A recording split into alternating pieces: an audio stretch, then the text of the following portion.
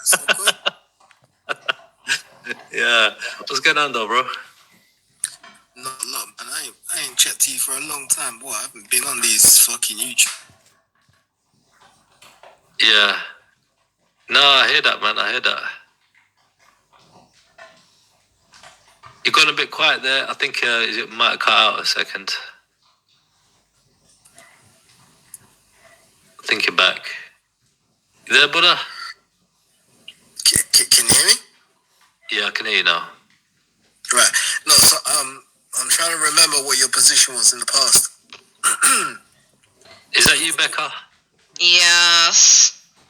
Okay. See what I'm saying, Reba? I'll come on and you have to come try. First things first, where's my bloody spanner? Yeah. Oh, look, he's ran. Hey, don't run from me. Don't run from me. First things first, where's my bloody spanner?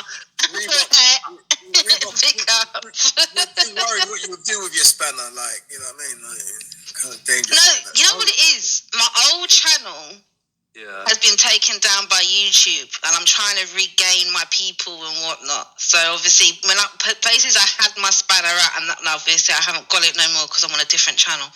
But yeah, first things first, give me my bloody spanner, Trilla, right? Second thing, you're cutting up. I can't hear you. I can hear you, no? I think it's you, Trilla. I'm joking. Second thing, what's the second thing I was gonna say? Yeah, like, share, and subscribe my channel. Yeah, obviously. Come on. And thirdly, UK hasn't got the space, bro.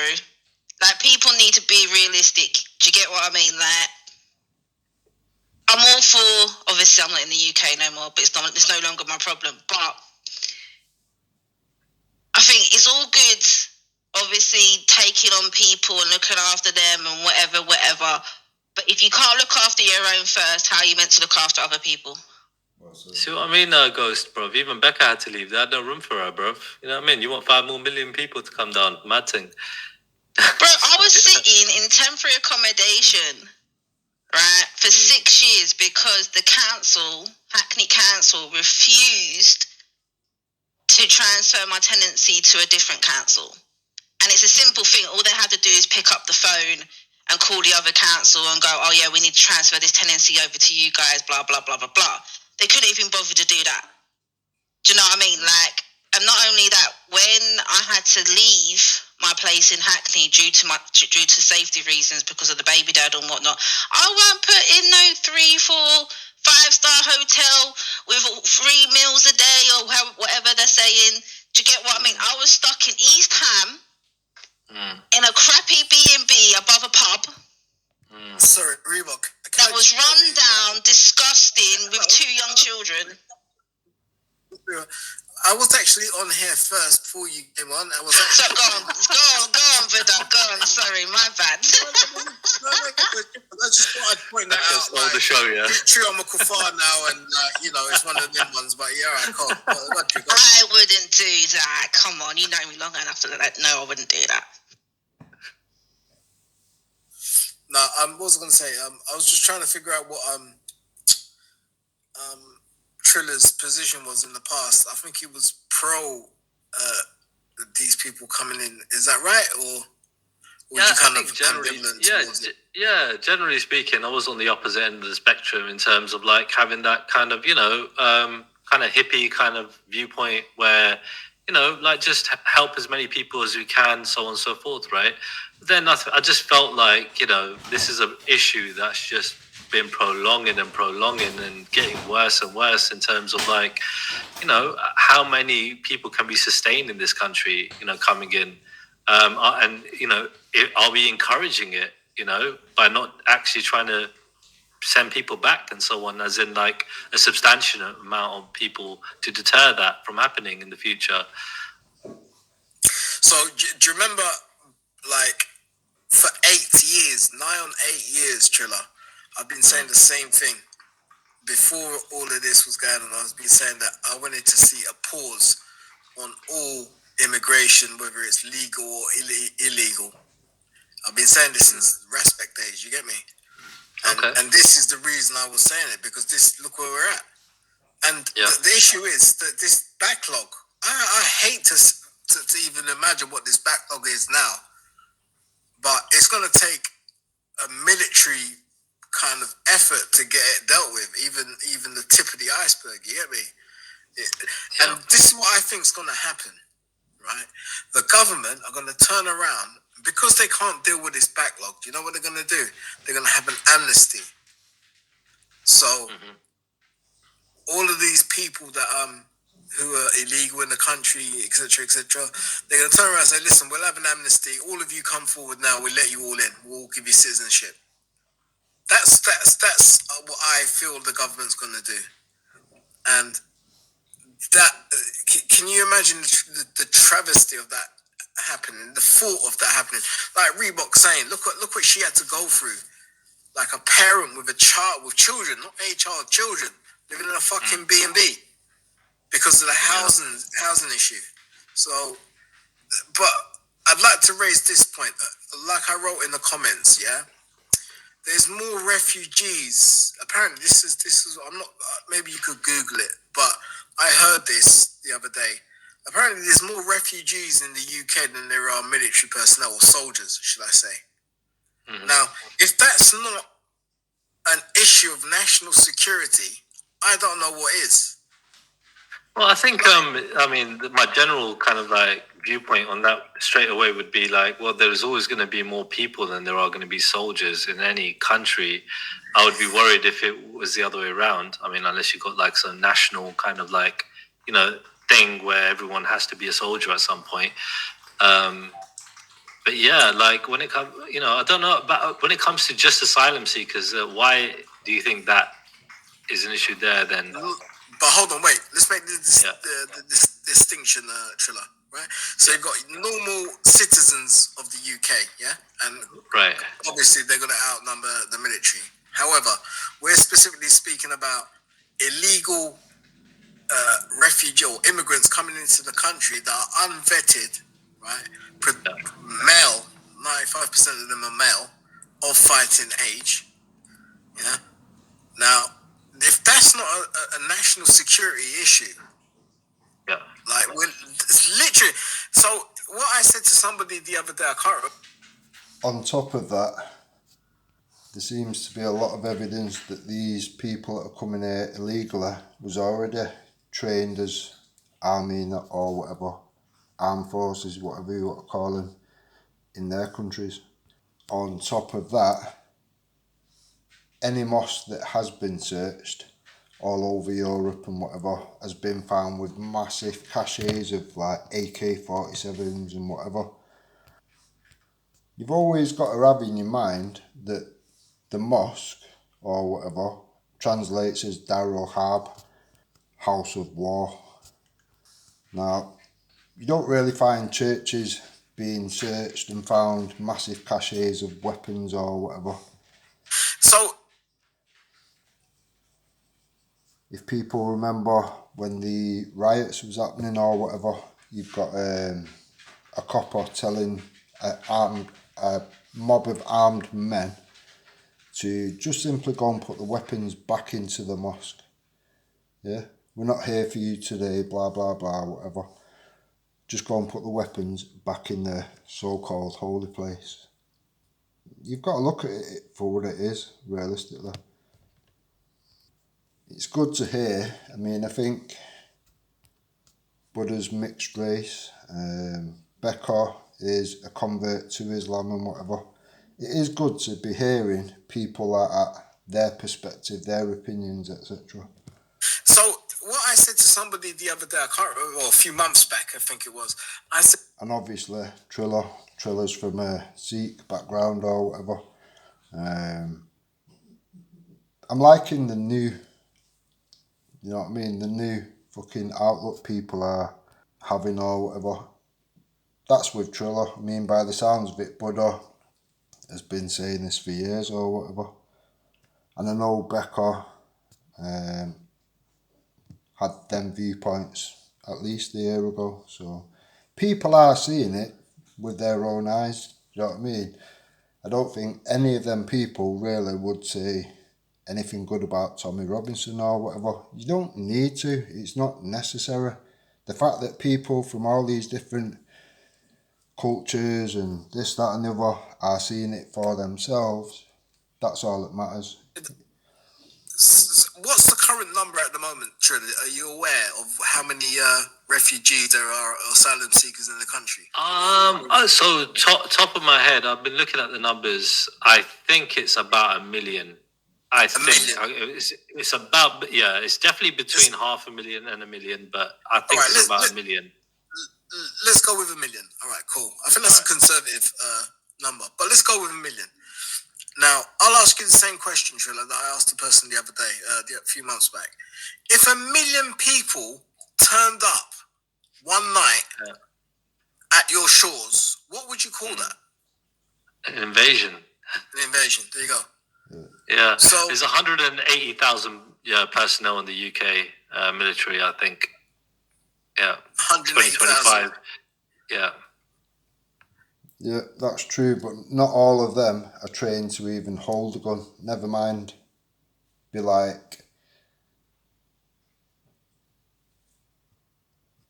used to firing a gun or whatever. Even the armed police don't really get to the practicing fucking target range and all that kind of shit. Even they don't get to do that often enough or whatever.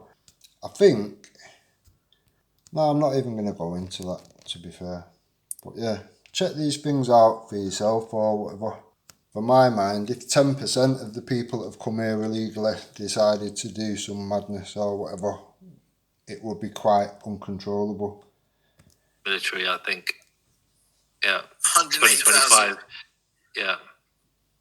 So 108,000 personnel.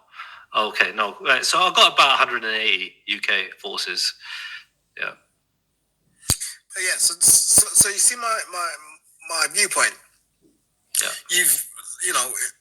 For lack of a better terminology, we've got an invasion of 1 million people coming into this country. Yeah. And they outnumber the military, the soldiers. 10 to 1. To me, that's a blatant security issue, national security issue. And I think, look,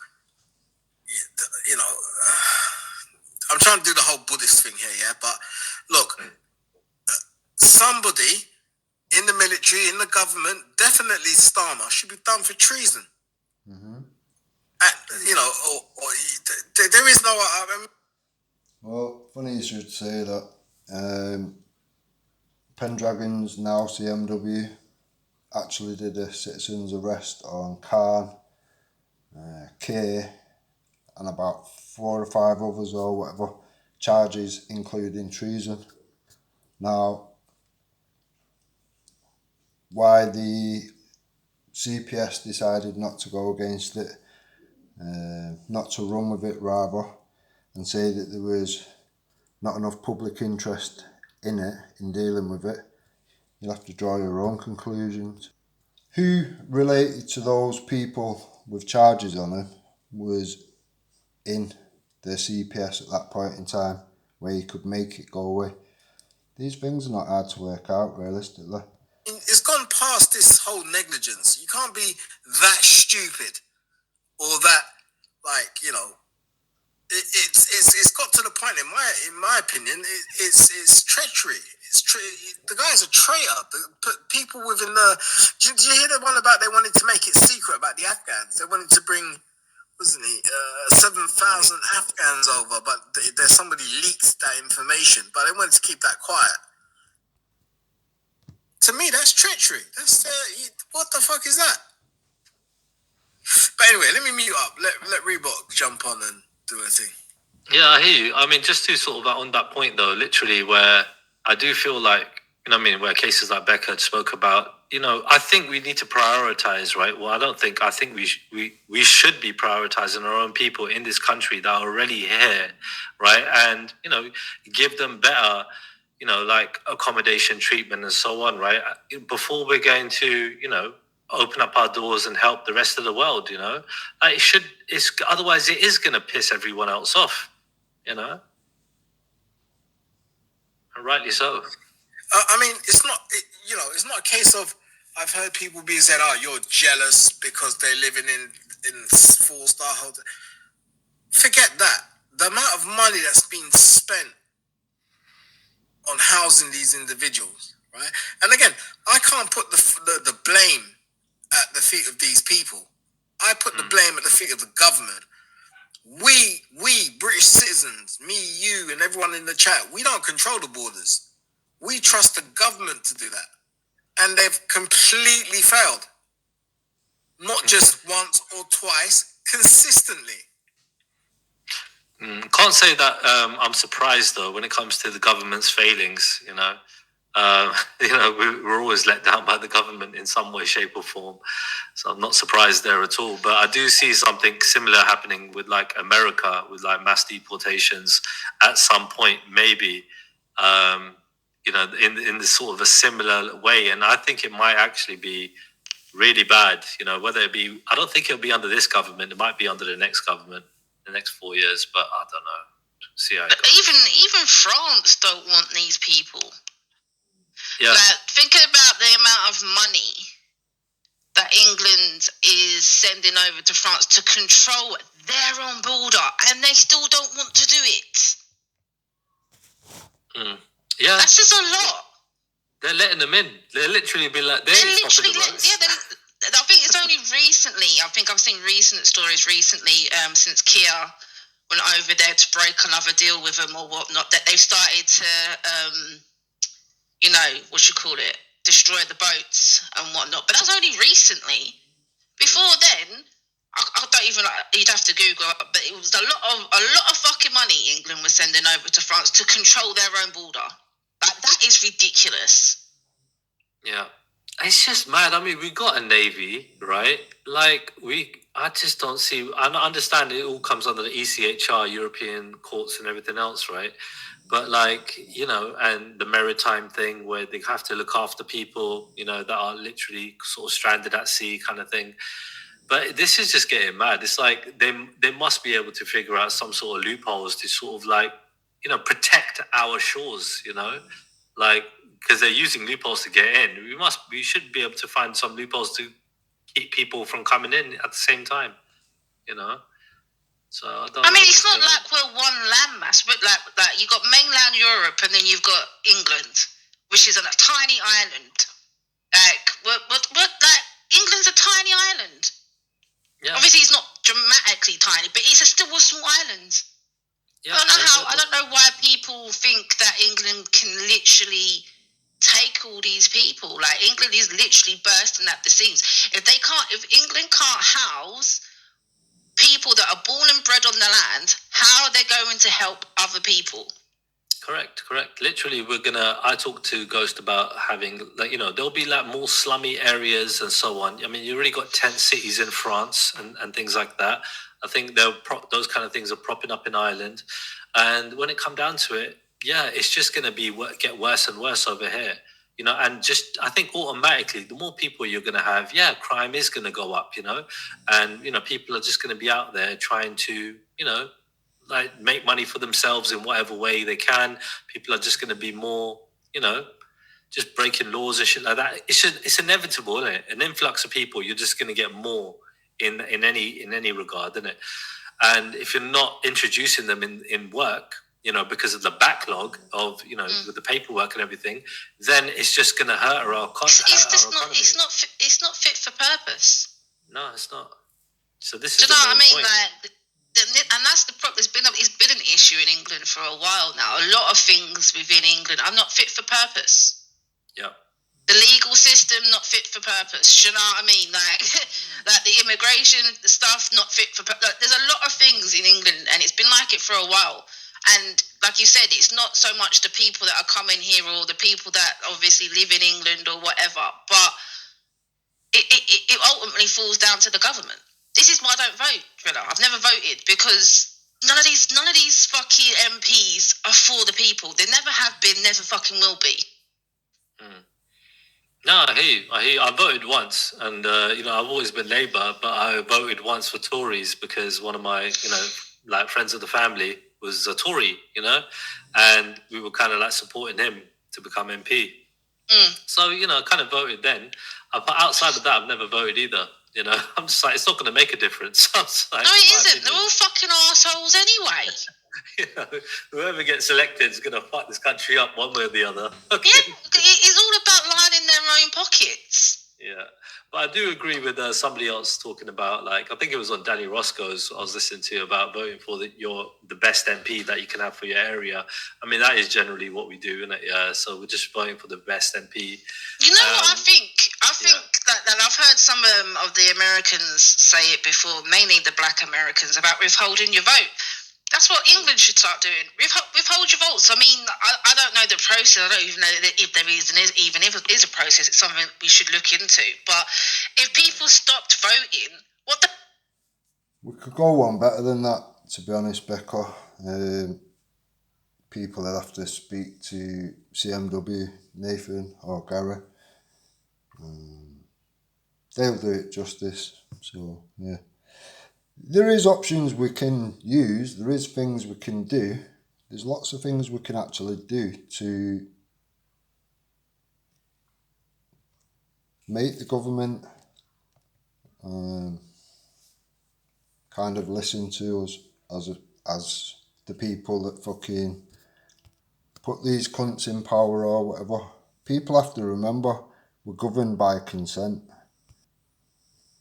What the fuck are they going to do?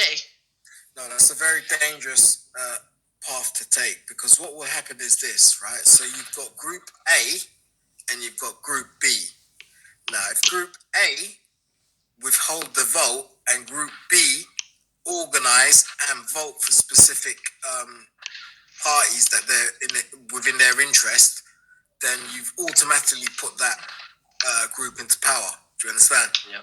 That's why it's a very dangerous thing to do. Do you know what else I was told, actually, Buddha?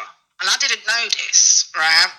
But someone would say to me, like, you could do your postal ballot, because most people are doing it by post nowadays, aren't they? All you got to do is destroy your ballot, and it counts as a vote, apparently. Like, if you destroy it, like, you could put, I don't know, all MPs are nonsense or whatever. Do you know? You just destroyed the ballot, and it counts. So if people did that, or even if the government gave us an option of like you know, none of the above, do you know what I mean, or something, bro? Because I don't trust none of these politicians. What about having sort of like more smaller parties? Because I feel like that's what some people are doing now. Like, you know, more parties are coming out. You know, like, I think, and they're getting bigger. I think they literally read an article today about who's that old Labour MP that everyone sort of loved and hated at the same time. They were saying he was anti-Semitic. Oh, Corbyn, yeah. Corbyn, right? Like, they're saying his party's gained a lot of traction recently. Things like that. So I feel like maybe having more alternative parties for people to vote in, you know, I think slowly, you know what I mean? I think this country is going to turn into a country of factions. You know what, Trilla, It's a long process, though, isn't it? Again, is another double-edged sword. I mean, I don't know this guy's name, but have you seen this guy with the bald head that goes around? I think he might be the new leader of... I don't know, you know. He might be the new leader of the BNP or one of those... what, Chrissy Morris? I'm joking. No, I'm joking. It's a bald dude. He's quite articulate. He's quite well dressed and blah, blah, blah.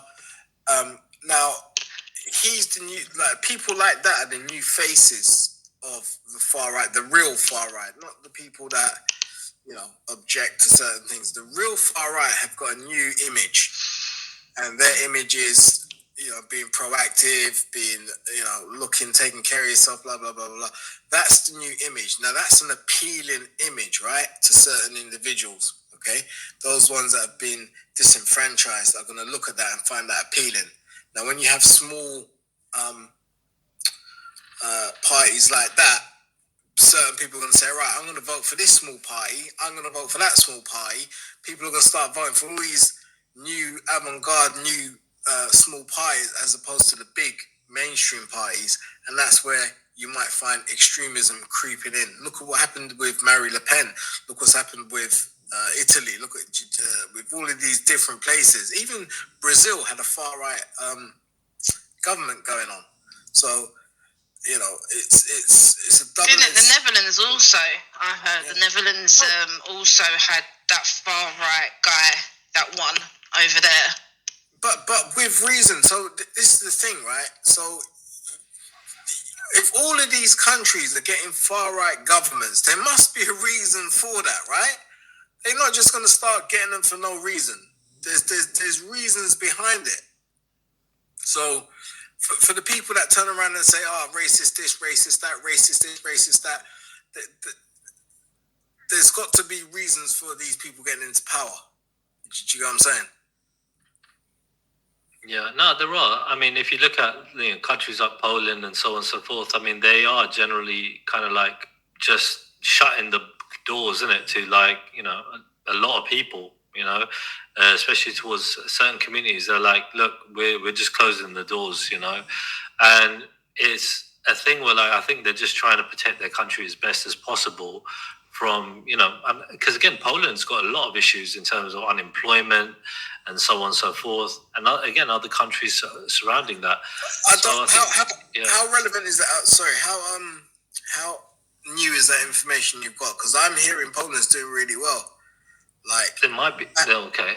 Go on. So look at this though, Trilla, right? So this is one thing I got to say.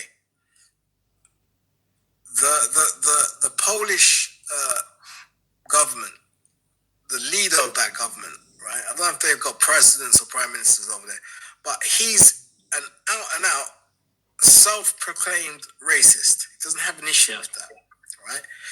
Now, he turns around and says things like, look, our border, our soldiers that man the borders of Poland have got guns, right?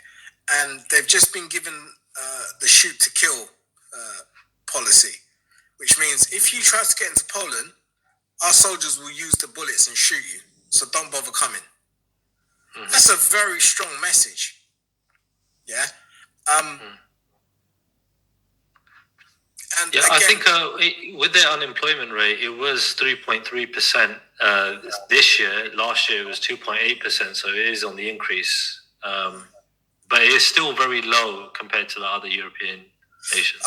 I feel like that kind of message that guy is putting out needs to be put out by the British government. I feel like they should turn around and say, listen, we've got a navy, and our navy have machine guns and all sorts of different types of weapons on there. If we see one of those boats, we're going to blow it out of the water. I think you're talking from point of being a deterrent, trying to deter people from coming in, not actually doing it. Do you know what? Do you know how difficult this is for me to say as a Buddhist, as a person that has to respect life, or obligated to preserve life at all costs, right? But I feel like some people have to die for them to get the message. Otherwise, they're never going to get the message. And that's a really, really fucked up thing for me to say. But ultimately, look, when they take that voyage, they know that it's a dangerous voyage, right? Yeah, people have died on that voyage. Yeah. Right. So they know there's a probability that people will die. Now, if they understand that there's a probability we're going to get shot and blown out of the water, then I feel like they're going to think very hard before trying to approach. See, the thing is, I would advocate for that, right? And when it comes down to, I'm on the same level of preserving life as best as possible. I would literally do everything, else in the means to deter them, to try to, even take them on board and take them back, right? Like to, French shores and so on, and make it an issue with France, and, you wouldn't go to war with France or anything crazy like that, but just be like, really firm, these people are sort of caught up in the middle of it, but it's got to be an issue between England and France. Be like, look, you're letting them in, right? We're not going to accept that, right? Stop it, right? If you're not going to stop it, we're just going to literally bring them right back in. So, yeah, our country is not doing enough to try and deter that from happening. They're just not. And France either, You know what I mean? So when people say, you know, people are using legal loopholes to sort of like come over here and so on and so forth, those need to be closed, you know, literally those loopholes and everything. So, yeah, you know, people are exploiting the system. And I think, again, everyone has just had enough, literally. And if you're just going to be sort of use your common sense about it, we can't sustain, you know, the entire world in the UK. We can't sustain another few million or whatever. Do you know what I mean? Yeah, we're not the British Empire no more. You know? Do you know what I mean? We ain't got that no more. Yeah, like freaking everyone's like, most people nowadays minimum wage. You know what I mean, right? Prospects of getting a house for young people nowadays is like, you know, next to non-existent. Yeah, literally, like it's mental. Like if you haven't got generational wealth, a lot of these people are out here struggling. You know, you can't buy even a car in nowadays, right? Like, you know, like I don't know, a brand new car, a decent car, kind of car like that, without having two people involved, you know, in purchasing that vehicle, let alone a house, you know. So yeah, rent is extortionate, cost of living is extortionate, everything has just gone up in price. If you have another crisis, you know, like with the vid or anything else, yeah, you'll see fucking prices go up even more, right? So, yeah, you know what it is also, Trilla? I don't know, obviously, when you go back to your country, like India or whatnot, but obviously I speak to my husband, and he says what it is some of these people think, oh, like England is obviously a better life, better wages, whatever, but that's because people that already emigrated will come back home and they're wearing decent clothes, they've got all this money and whatever, they're splashing the cash and all this sort of thing, and not realising that actually like they've had to save up for this holiday to come over and do these things. They're not seeing that part. They don't realise that obviously the reason the wages in England are higher than the wages where you live in a different country is pure because the rent's higher, the food's higher. Do you know what I mean? Everything is dramatically more expensive in England than it is in whatever home country you come from. But they don't really seem to understand that. It's not until they come over then they realise, oh shit, rent's 1,500 a month. Do you know what I mean? My food bill's 500 a month, whatever the hell. Do you know what I mean? Mm-hmm. They just see, oh, my cousin's just come from Europe to come and say hi, and he's wearing the latest designer stuff. He's splashing the cash, and do you get what I mean? They don't get it that actually no, it's not that easy. That he's had to save up that money to be able to do that in the first place. Yeah, like it's just mad. Like literally, look, I just got paid, you know, end of the month, right? End of last month. And, you know, I already spent like freaking a quarter of it just on some stuff that I wanted. You know what I mean? Like, you know, like Liverpool kit came out yesterday. I bought the Liverpool kit, you know what I mean? And this and that, I bought some extra little goodies and stuff, yeah? And that's just the beginning of the month. And I already spent a quarter of it. You know, and you know things are fucking pricey in this country, man. You know, I've spent $100. Well, that's what I mean, and that's not even essential stuff that you're getting. Think about the people that have to pay gas, electric, council tax, water bill. Do you know what I mean? One hot meal takeaway could be like a tenner easily on it. That's cheap. And if you're speeding 3-4 of you're looking at least 40 plus for 3-4 of you. You know what I mean? I spent I took the missus out for a meal the other day. Cost me about £80. You know. Well, there you are. See what I mean? It's just mad. Like when you think about that, you're like, rah. You know, freaking. Like fish and chips. Fish and chips used to be really cheap in England. Yeah. Remember that? Even when I was a kid, it was one of the cheapest meals you could get. Now it's like £15, man. Now it's like £15. Like what? What? I'm like £15 for a fucking fish and chips is mad, you know. I'm like, shit. I could just go down to Iceland, get some chips, get some cod, and do it me bloody self. I feel like fucking peeling some potatoes, man. And fucking just put it in the fryer, freaking hell, and just go to the fucking lake and just fucking catch a fish. I don't know. Yeah, like it's got to that point now. Do you know what I mean? But this is, I think that's one of the issues, because they are literally seeing their cousins or their brothers or whatever, do you know what I mean, coming back home and thinking, oh yeah, they're living it up over there, and that's not the case. Nah, can't do that. That kind of lifestyle, honestly. Like even if, I don't know. Like we got money to sort of like live like that if we wanted to, but it would be such a waste of money. Like you'd be spending so much. You know what I mean? So I don't know how people can afford to. You know what I mean? Live like that lavish lifestyle, right? Where you just everything's takeaway, everything is, you know what I mean? Like Christy, I don't think they've got a lot of savings. You get me? To sort of show for that at the end of the month, innit? Or at the end of the year.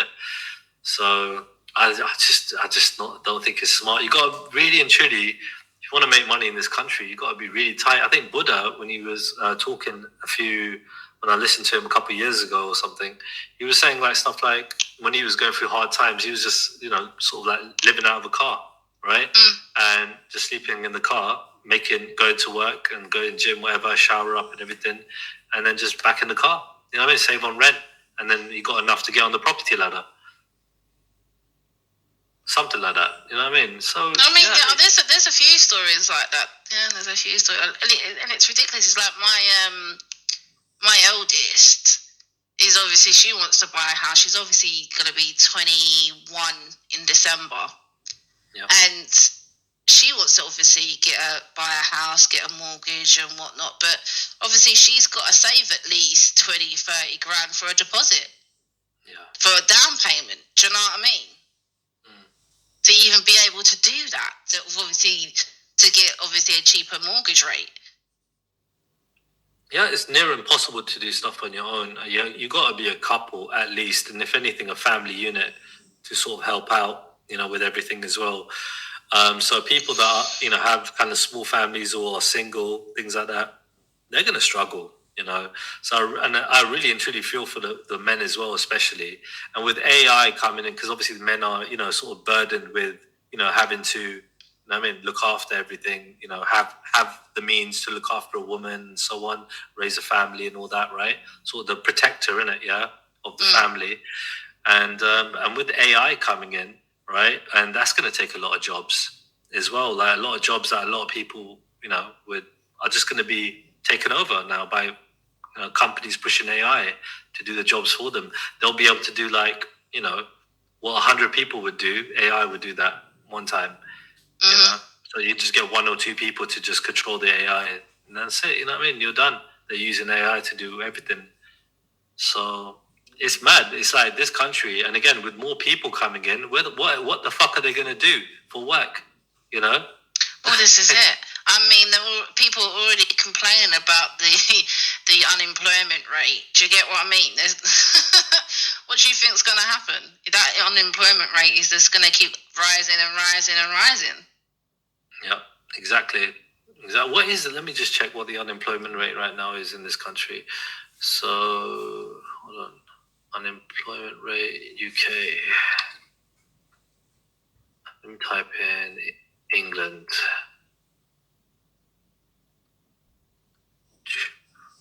I haven't looked at this for a while. England unemployment rate. I think it's a couple of million, I believe. So we're at 4.6. Yeah, so 4.6. Let's see the number. Hold on. So UK is 4.7. Let's see. So that's 1.67 million unemployed in the UK. It's a lot. That's a lot of people unemployed, you know. Yeah. So, you know, but then you got to take in consideration some of them might be like disabled people or whatnot. Do you get what I mean? Yeah, but would they count in the gotta look at that properly, that kind of data. Would they count in that data if they're unable to work? Would they still be counted as unemployed, or wouldn't they be under disabled or something? They wouldn't be on unemployed. Like people that are fit for work that are not working, I think only they are put on unemployed, right? Yeah, but they would still be claiming universal credit. Yeah, but the ones on disability, they would be on disability, right? Yeah, but they would also get universal credit. Because how it works is they will get universal credit, because from what my understanding, universal credit also has a housing element to it. So obviously they'll pay you rent with you. They got rid of like housing benefit and all that, didn't they? It's all one payment now. It's all under universal credit. But what they would put on the universal credit is obviously not fit for work. So then they don't have to go to the job centre or whatnot. So not only would they get their universal credit without actually having to go to the job centre or talking to anyone about it, they'll all, depending on the disability, they'll get PIP on top of that. Because DLA they've got rid of that. Yeah, I see that. I know, like literally, Labour as well. They're bringing back that whole thing where they're trying to get more people into work that are probably not even fit for work, innit? Sort of like, and at the same time sanctioning people again, where they used to, they literally be like, okay, well, if you don't take the first kind of job, this is what I've heard, that's offered to you, like from the job centre or whatever. They'll sanction your money. So yeah. So it is mad. Yeah, urban, I wouldn't bother, mate. Stay where you are, honestly.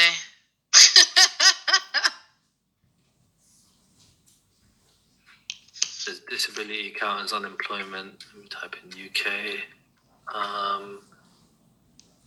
UK disability. Because what you got to take into consideration. With the unemployment, are they including the disabled people, and also are they including, like people with criminal records that can't get a job because of their criminal record? Because it's all well and good saying, we've got such and such many people unemployed, but how much percentage of them are disabled? How much percentage of them have got a criminal record that actually can't go to work because of their criminal record? Do you get it? Yeah, no, they would still count as on the unemployment. They are fit for work, but if they can't find a job, it's sort of still on them. The thing is, even if they did, right, again, minimum wage is really shit. A lot of these companies, isn't it like £10 something now? It's just something, I don't know, it's like 11 or 12 maybe, or something like that. Hold on, how much is minimum wage? Now, for anyone not subbed to Trilla, I'll put a link below. Panels like that we need more of. Discussions like that we need more of. Now, let's do a quick comparison over to Ghost live earlier on this evening. Or this afternoon. You can say now, when they show up and you tell them to kick them out, all the refugees could just say, yeah, but we're not as bad as Taffy, so you should let us in. You got Taffy in there. Taffy's losing it lately. I don't know. So now they're being safe in the UK. That looks like changing. Yeah, it does look like changing then, and that's a concern. I agree. It's absolutely horrific where they are kept in France. Disease is rife, terrible sanitation. Yeah, it's absolutely disgusting. And people think, yeah, stay there. Stay there. Yeah, you don't stay there. Like what? So now you want your children and your families to be safe, but these human beings don't matter because they're on another side of the border. Like, that is absolute madness. Like, people keep saying, oh, Britain's a bloody Christian country. But Jesus was a refugee.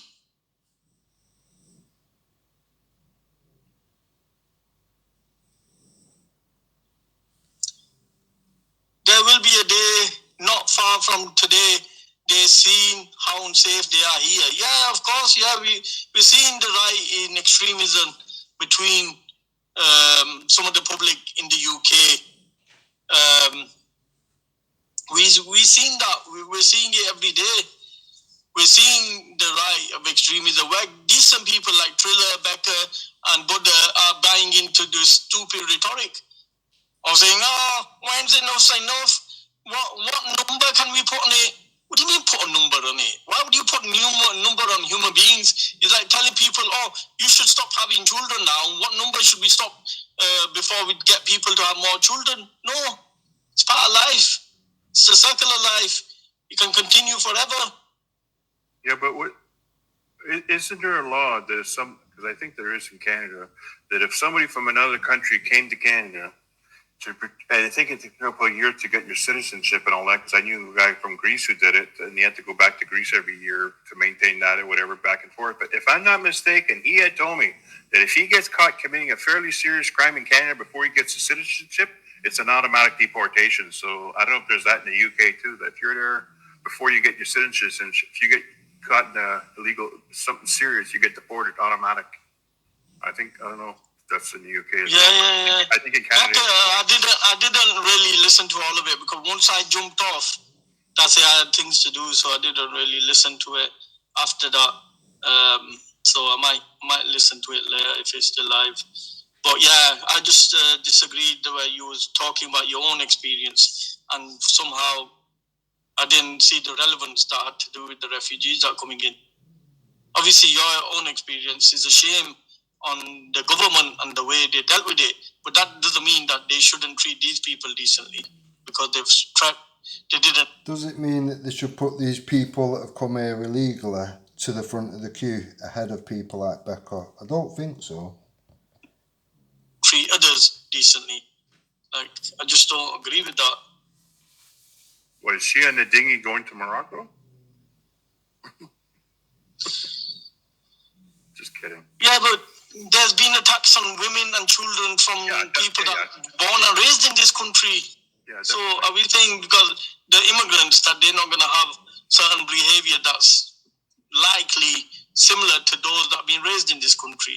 Unfortunately, there is no way of us saying like only good people, even those people that propose to look good on paper, can be absolute scumbags. In reality, we just don't have a way. But the way I see it, they're just human beings, just like me and you. They're just human beings. So unless we say like we should stop human civilization altogether because some of them might be wrong uns, it just doesn't work like that.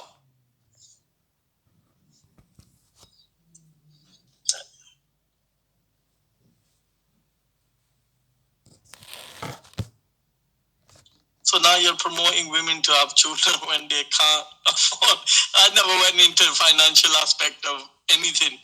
I just said that we wouldn't tell people to stop having children because some of the children might turn out to be bad, or some of the children, when you're saying where to put a number on it, only that human being, we're not here to decide to put numbers on how many people we can help.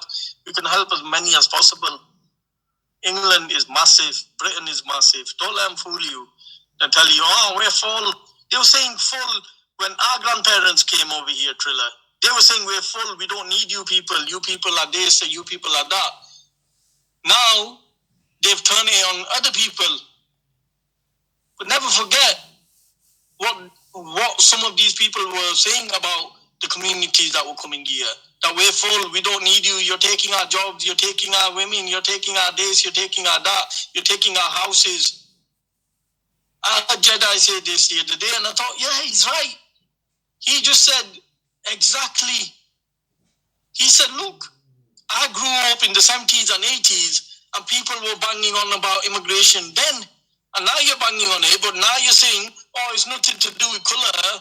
It's not to do with, it's legal and illegal. He said people were coming here legally and you had people protesting on the streets saying that we want these people out. So yeah, I'm not falling for that shit. You can believe that shit, Trilla, if you want. But there's no way I'm falling for that shit. Yeah, but the fact is, if the people in the country are having less kids, and let's fast forward till Trilla jumps on. In the back. Big up, Trilla. Is that you, Kuz? Yeah. Big up, can you hear me? Yeah. Look at Wendy saying, government knows what not to put them. The families have no right to come over here. Why don't the families have a right to come here, you idiot? Now, what the hell's wrong with you? families don't have a right to come here. Yeah, but they're literally your family live here. They're stopping families from coming in from even people that are coming illegally, right? That are working here. They're kind of trying to cut down on that, even, right? More to the point, why have these men that are apparently escaping war left the women and the children in a so-called war-torn situation? So cowards, man. When it come down to it, yeah, I think a lot of the things you're saying is wishful thinking, dude. I don't think it's very pragmatic, and just doesn't, coordinate with what the government are actually doing and what they could be doing. That is wishful thinking. It's wishful thinking. It's wishful thinking for a better humanity. Right, of course. But literally, yeah, we could have a fucking hold hands and sing Kumbaya all day long, right? But we got to fucking work within the parameters that we have.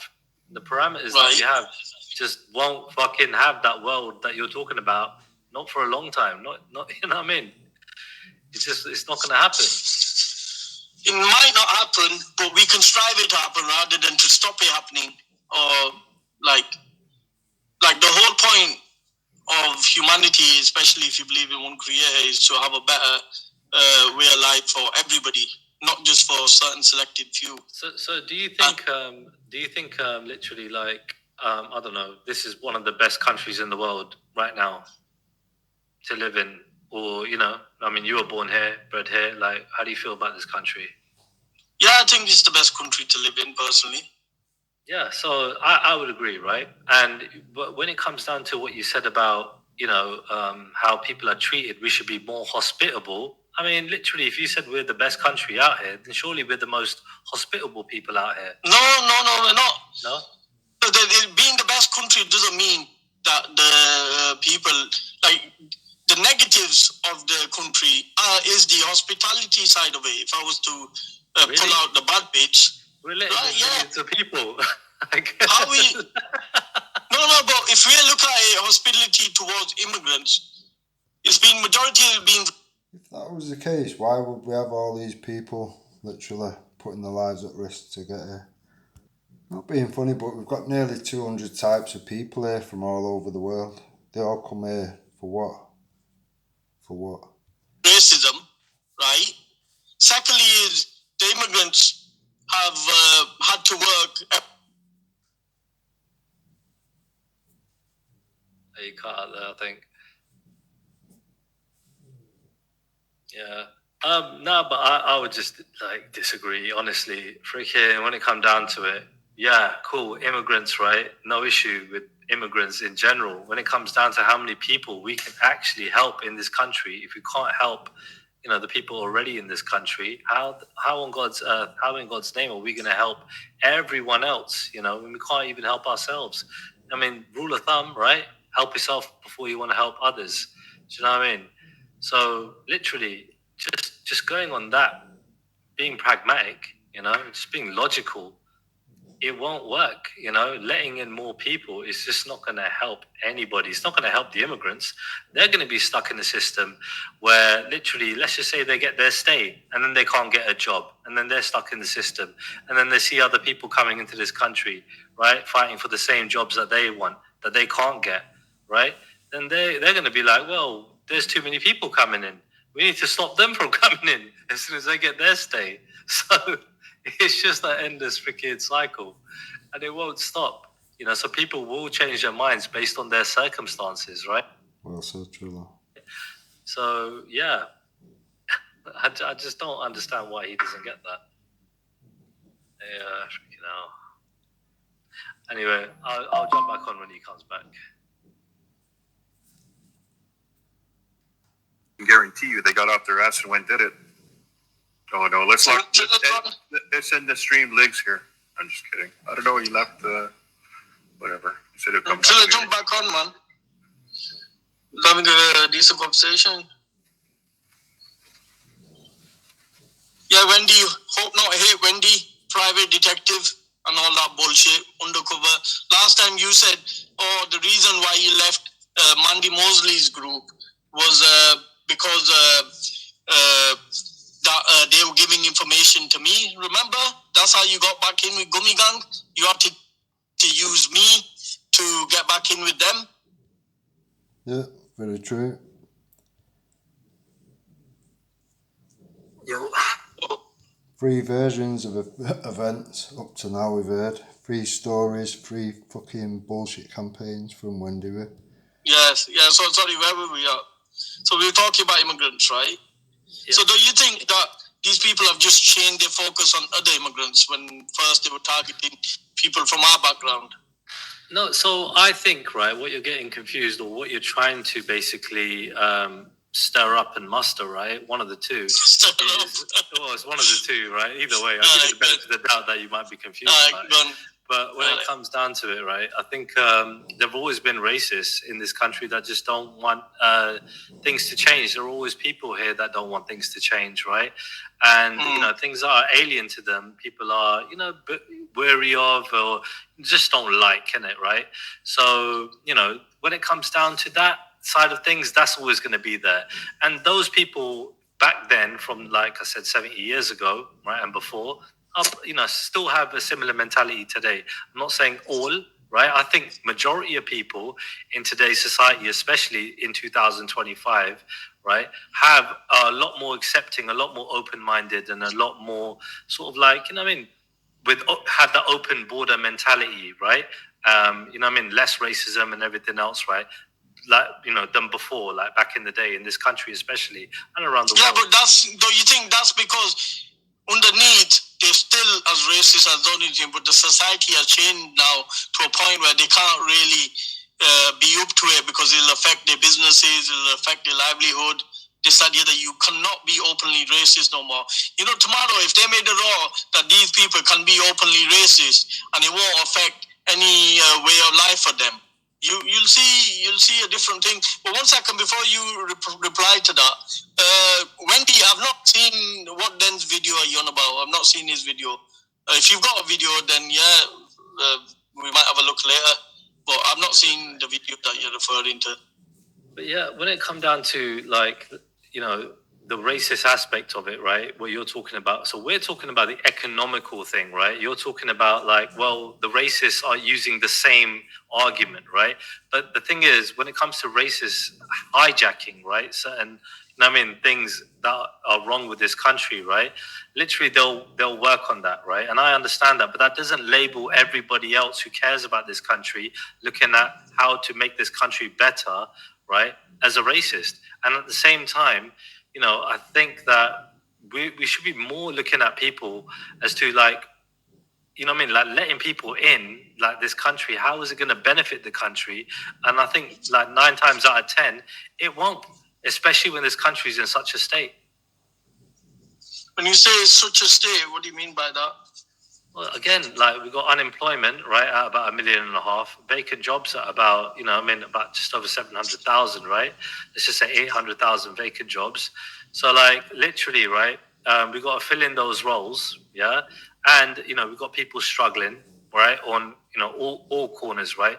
You got cost of living and everything else up. Rent is freaking sky high, right? People can barely afford to, like, people a lot are using food banks, for God's sakes, right? To look after themselves, and that are working full time. They can't afford to, like, pay the bills, put food on the table, and look after their families, and, you know what I mean, go to work full time. They just can't even afford to do that, no matter how many hours people are working. So you saying that people that are working full time, that are not up to fuckeries and have not got bad management of money, finance. I don't know if you're listening, Ghost, but listening back to how it pans out on yours, it's one of them, innit? Turn your mic down a bit. It's not helping matters. You need to hear everyone on the same level. That's kind of how it's best. When you're trying to listen to it and you've got somebody's voice and it's dead low and then somebody's it's dead high, it's just gives you a headache, man. Management, yeah, they are struggling. Yeah, even with benefits, right? A lot of them are struggling. So literally, for a lot of people, there's like freaking a lot of documentaries on YouTube, right? Yeah, but how is that refugees' fault? So again, if we can't accommodate and cater to the people that are already here, how the hell are we going to cater and accommodate for people that are coming in? But we are catering and accommodating for people that are coming here. But you see, they're not adding, right? So people coming in from abroad, for example, right, that are like tourists and everything else, right? They're adding to the economy, right? You know what I mean, by coming, spending money here, whatever, right? But when I will even get an education here, they've got to pay for an education that's going towards universities and so on. So, like, when it comes down to that, that's adding to the economy, right? When it comes down to them, they're a strain and a burden on our economy, looking at it from an economic point of view, right? So I don't see it being a benefit to our system at all. And again, with those... Not in the short term, but in the long term, yeah. Well, how many people have been processed? How many people have been processed over the last 5 to 10 years? I think thousands must have been processed. I've got the right to remain here. And the second thing is, do you think it's beneficial to get their families over? Well, Veli spoke of somebody that he knows personally, as far as I'm aware, that's been waiting to be processed for over 10 years. So I don't think it's like what you're making out of Ghost at all. And that's why I've just skimmed past that. Because you know the system itself, it doesn't work, it's broken. As soon as possible, so they can live normal family lives. Again, to be fair, I don't even think it's broken, it's just not fit for purpose of what... This is uncharted fucking amounts of people. We've never ever fucking brought this many people in one go. That system is not designed to deal with them numbers. It is that simple. What, on their money or on the money of the taxpayer? Well, it'll have to be government money, wouldn't it? Well, why can't it be theirs? If they've been processed and they're allowed to work, you know, why... How does Ghost not know that the government don't have any money? If we stop paying their fucking taxes and this, that and the other, they won't have any money. It is that simple. I don't get how you don't know that, Ghost. I think you said you're 40 years old. How do you not know that? Yeah, once they've been processed and stuff and they're allowed to work, then yeah, they should be able to pay for the flights and... I feel like, you know, them just maybe sitting there on universal credit or something like that and be like, well, you know, time to bring my family over now that I've got my documents, right? I don't think that's right, you know, for everybody just to be sitting on benefits. It's mad. Yeah, exactly. So on top of that, we've also got the fact, which has been discussed by, was it G Block? Either way, it was generally a discussion between Muslims about the cousin marriage thing and the birth defects that come because of it, this, that and the other. So that's exactly what we'll be allowing over, all their families, all their children with severe needs, etc. We have to pay for all that.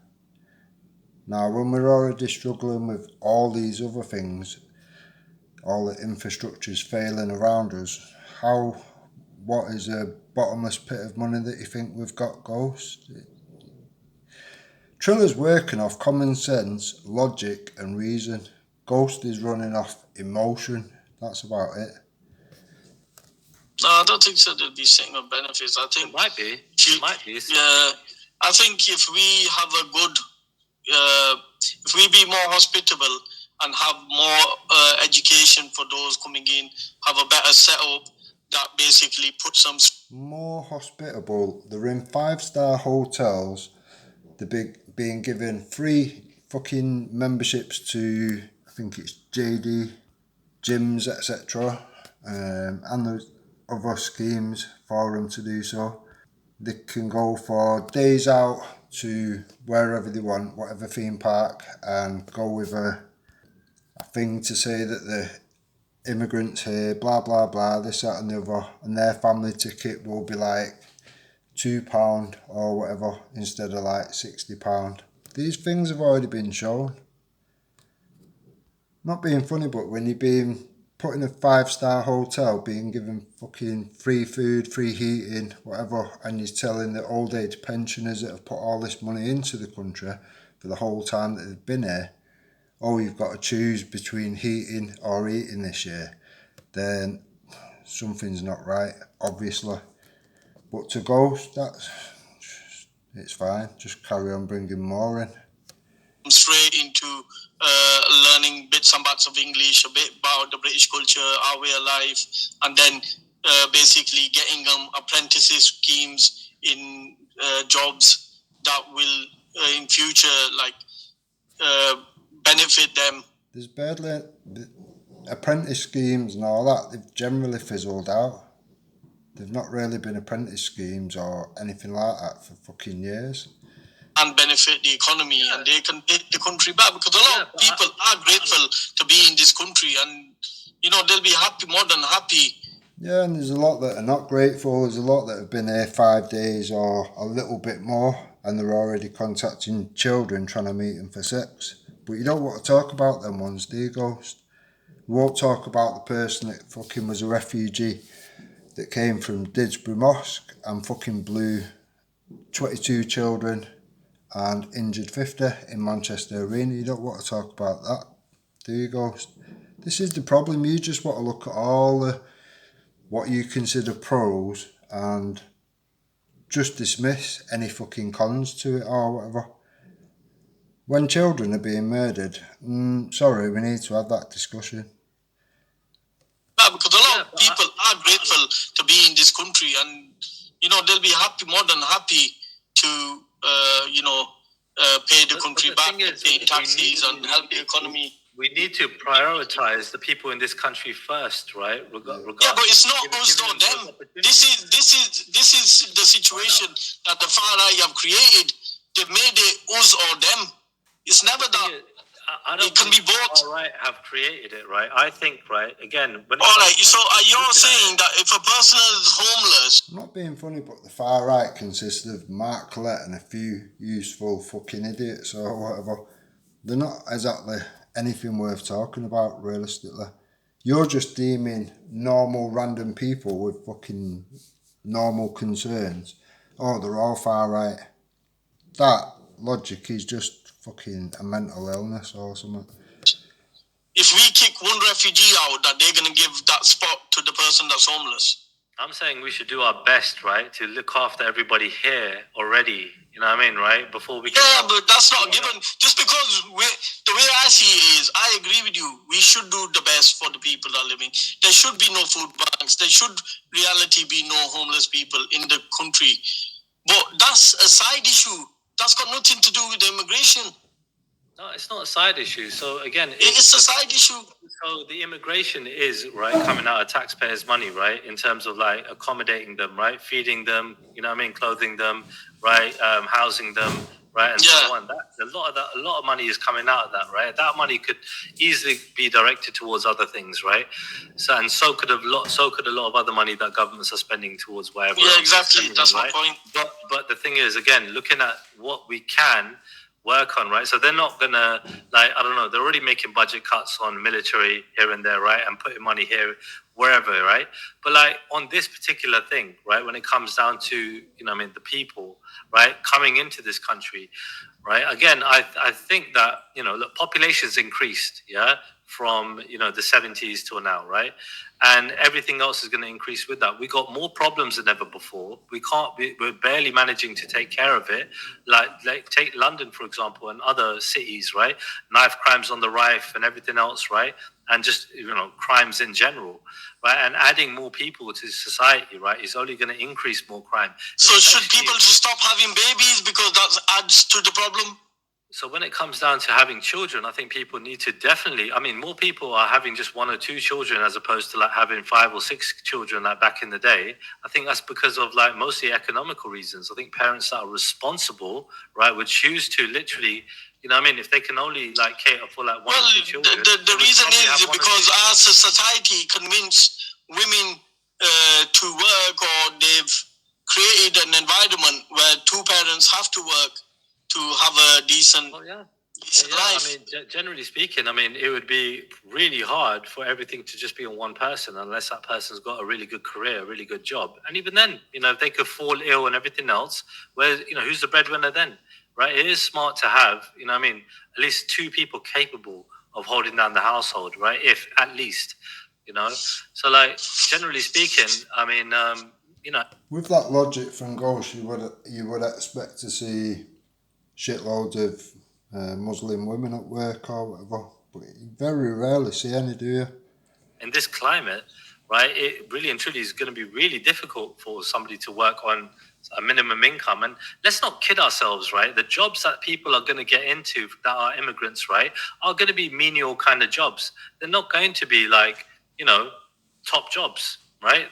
They're not going to be able to work. They're going to be very menial kind of jobs that most people probably wouldn't want to do, probably have no choice in doing if they don't have any employment or there are no other jobs available, right? So literally a lot of those kind of menial jobs, once they're full, like then. But the thing is, we've got so much menial jobs. You got to remember, this government just this year signed a deal with India where a certain amount of immigrants can come over and they won't even have to pay tax in the country, that they can work tax free. Okay. This is the government are. How does that help us? Signing them deals at the moment. They're adding people to it because they know they need the people, even though the layperson might think, oh, we're full, we just don't have the capacity, this, that, the other. The governments know that we do have the capacity and they still need people. Now, why are majority of people on these bikes, Uber drivers on these bikes that that you see in city centers roaming around and other places that they're doing deliveries on these electric bikes? And how many people do you see that are white doing that? If these people are earning £1,000 a week, like some people are saying that they earn up to £1,000 a week or a day or whatever, £1,000 a week, let's just go with that. Why aren't these people taking the opportunity to do that and stop living off council estate benefits and this, that, the other? Why aren't they diving in and saying, right, let's do it the same? But when it comes down to, if you look at, I think, so they'll be working illegally, right? And when it comes down to working illegally, right, they would probably have to get the accounts from other, like sort of qualified or whatever, right?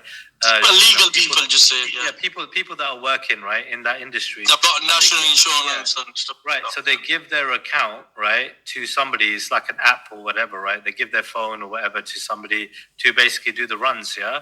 And then they get half the money. They're like, look, you give me 200 quid, whatever, you know what I mean? I don't know, yeah? And then they basically, you know what I mean? They get that money. So they're exploiting these people as well. So they might be making whatever they're making, but then they're giving a part of that money to those other people, right? That are giving them the accounts. It's another scam, right? That's happening. So again, there's more exploitation that's happening there.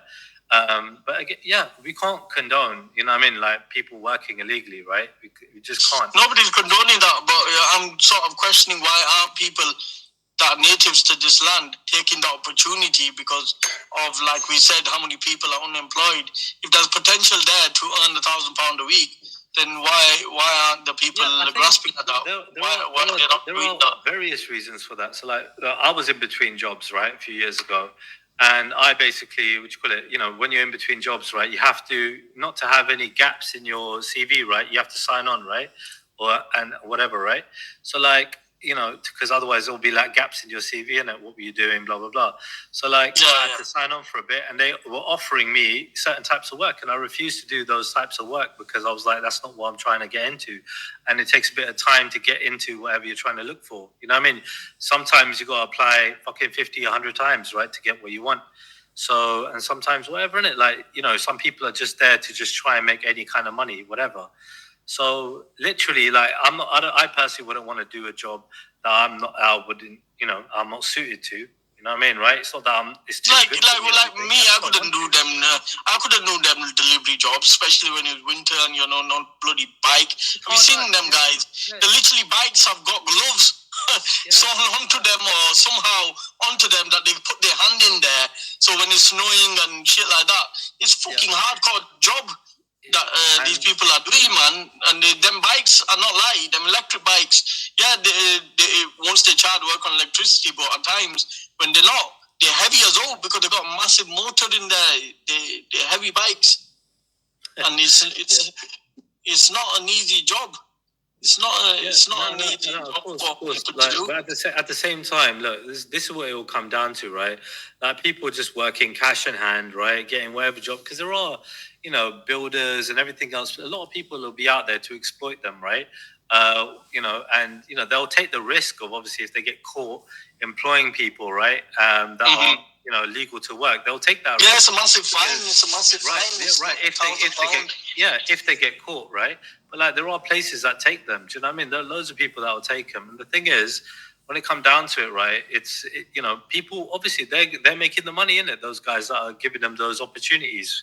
So like all I'm saying is, it's just not good. Do you know what I mean? Right? In terms of like, we might get cheaper builders, you get me, and this and that. But you know what I mean? Yeah. It's just generally, it's not good for our freaking our country. We should have everything monitored and checked better. We need more people in these kind of fucking sectors that aren't there at the moment. But until they're there, I just feel like there needs to be a stop put on, the immigration. And it's not because of racism or anything else. It just it's because, right, literally, we don't have enough, like our infrastructure is fucked already. NHS is on its knees, right? Literally, freaking, like I said, job scarcity, cost of living. Bro, if you wasn't brown, I think I was speaking to Nick Griffin or some man, because that's an argument that I've been hearing for a long time. Our NHS is for our jobs are there, no jobs for the native people. We should be looking only after the British first, Britain first. Where do you think Britain first came from? That slogan. But see, wouldn't you agree that literally your circumstances change, yeah, right? With, like how you're living. So like, let's just say, right, your views might change on things. Like an illegal immigrant, it might change his view, right, on, people coming in. He'd be like, well, you know what? There's too many people coming in. Once he's got his papers and he's struggling to find work, because they're all taking the jobs. You get me? They're coming in here legally, taking up all the jobs, right? Let's just say, for example, right?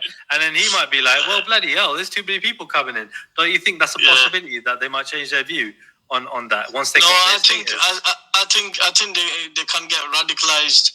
I think they can get radicalized, and they buy into this myth that somebody is taking it from somebody. Whatever we're having, like, the Creator is there to provide for us, right? And people need to realize that these people are just human beings, man. They're just human.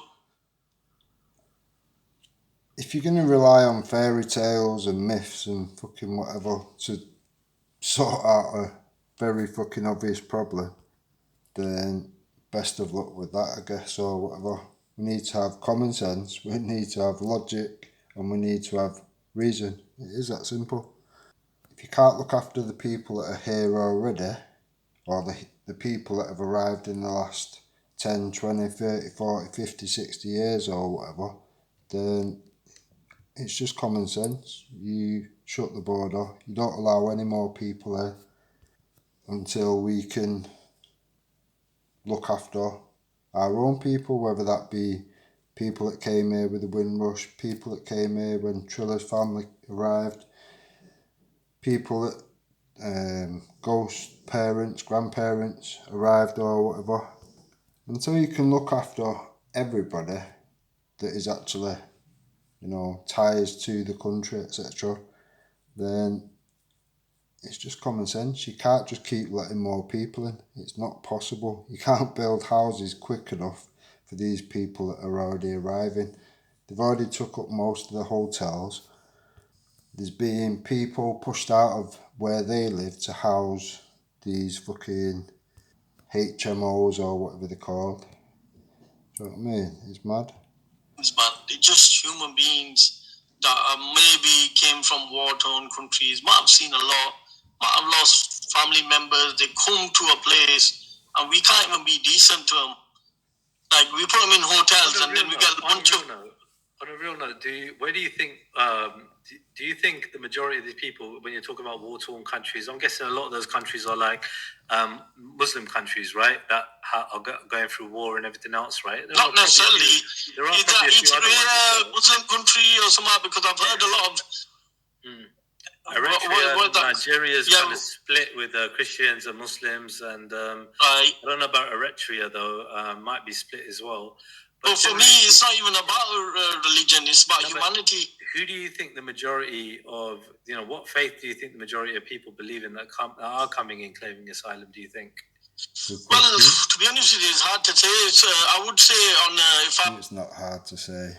We all know the fucking answer. Without actually looking at the figures and everything and seeing how many have come from what country, I would say, if we're going to say it, then probably majority are Muslim. But from what I've seen and heard, I think you did know. There's a lot of Christians in there as well, especially from the African nations that are coming here. There's a lot more Christians, I think, coming. Well, there's been quite a difference in the way that two groups have been treated. It seems to be the 5-star hotels are for the Muslims, and the Christians seem to be fobbed off with tents. They're the people that are in a lot of town centres at the moment, little tent cities starting, etc. All these things have been put out, all these things have been proven for going back at least a year. That country, Eritrea, whatever, what is that? Is that Christian or Muslim? Eritrea. I've seen some refugees mention that. Yeah, where's that? I think it's split. Personally, I'm not sure. I'm not sure, because there's a lot of wars going on between, like Muslims and Christians around those kind of areas. So, there's a lot of tribal shit. When it comes down to, but you got to remember, our government have. It's not tribal shit. It's a clash of ideologies. It's Islam doing what it has done to Christianity for 1650 years.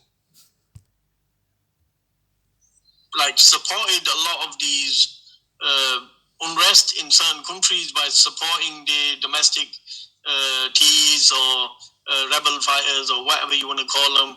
They have been funding a lot of these, unsettling a lot of these countries. If you look at it, it all started when they did the illegal war in Iraq, right? And then the Gaddafi decided to stop trading in the dollar. So no, you can go back 1650 years and you will see the same shit over and over and over.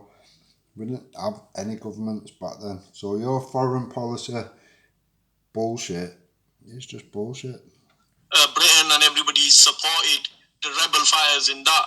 That created another vacuum of people being displaced, right? Then our support in Palestine, and the government have been involved in so much shit around the world, caused a lot of fucking unrest. And then when the people come here, our people are mourning about them and saying, oh, well, what they're doing here, they're taking our jobs. Well, what were you doing in their countries? You took everything. Like I heard Danny Roscoe say, oh, what did we take from India? You took the crown jewel that belonged to Punjab in the first place. You took trillions of money. Yeah, but then you hear people coming in here, right? Literally from other countries coming here, being like, well, they've taken everything from colonial times, right? I'm going to take everything I can, from this country. Yeah, I think that's... But that's I don't theme, right? I don't think so. Revenge. I don't think so. Revenge rhetoric is helpful. But then that kind of mentality might still, reside with people still coming in here on the boats and everything. Yeah, but I find it highly hypocritical for people that have invaded countries all around the world, calling these people invaders when they're not. But you do know that literally the British government, or people in the British government, there were MPs, right, that were literally trying to stop, saying, look, we're going to make more money if we trade with these nations rather than colonize them, right? And there were MPs that were, like making that kind of stance. I forget their names. But yeah, that was happening before the partitions and before, World War II. So, sorry, what was that? I missed that. Sorry. There were MPs in this country that were literally trying to say to the government that you're going to make more money trading with nations than colonizing them, and so when they went, and that's exactly what happened. They basically broke away because of MPs in this country, English MPs, white English MPs, that were trying to stop colonialism, saying, look, it's going to benefit the country more to trade with these nations rather than colonize them. Yeah, but we agree that our country did colonize a lot of nations. Yeah, but again, those who benefited really, do you know what I mean? In terms of the ones that got really rich from it, they were the elite, the royalists, certain people in the, royal families. But not only the elite benefited, all these systems were created because of that, wasn't there? Like NHS, housing schemes, all this was created on back of other people's misery, wasn't it? Yeah, look, at the end of the day, we are products of colonialism regardless, right? In terms of we're benefiting from, the proceeds of colonialism in this by living in this country, right? So, yeah, 100%. Do you know what I mean? So at the end of the day, though, that's why I believe that we should give that little bit back to humanity in helping these refugees. But it might be a bit of a guilt that we're living in these countries because of what's happened, and we've indirectly benefited. We're already doing that through literally charity and everything else, right? We're doing a lot. While supporting rebel groups and unsettling nations and creating refugees. But the thing is, right, you want to drown this country from the rhetoric that you're talking about, letting everybody in, right? It will drown this country and it will turn this country, right, upside down more than it already has. And it will fuck up this nation even more, Turn it upside down. It will. Dude, literally, you want to, why flood this country, this island, you know what I mean, right? This fucking remote island. Okay. But I was fair. I did say we could deport the racists and then bring in the refugees. Where do all the people always go to, right? They always go to where the money is. That's the major cities, right? So the major cities are already full and they're going to be flooded even more, right? People are just going to go to wherever they think that they can make a means, right? And at the end of the day, you've seen the slummy areas where economies are shit, you know what I mean, right? Up in the north, for example, I think majority probably be up north. I'm sure that there are some down south and everything else, yeah. But towns, and places that don't don't have a good economy, what I mean? Yeah, the reason is because the government let it be shit. They put these people in areas. People had to group together because of safety fears, because of the racism and everything. They had to live close by to each other. Just to be safe, and then the governments and the council gave up on them people because they didn't see them as important. Right, and that was back then. But even then, even you would know from your community. We're from two different communities, right? In terms of Pakistani and Indian, yeah. But even then, we know that literally there's more infighting than there is outfighting, right? We're mostly fighting amongst each other. Then what I mean, one another, do you know what I mean? Our because not fighting as much as what I mean, we're fighting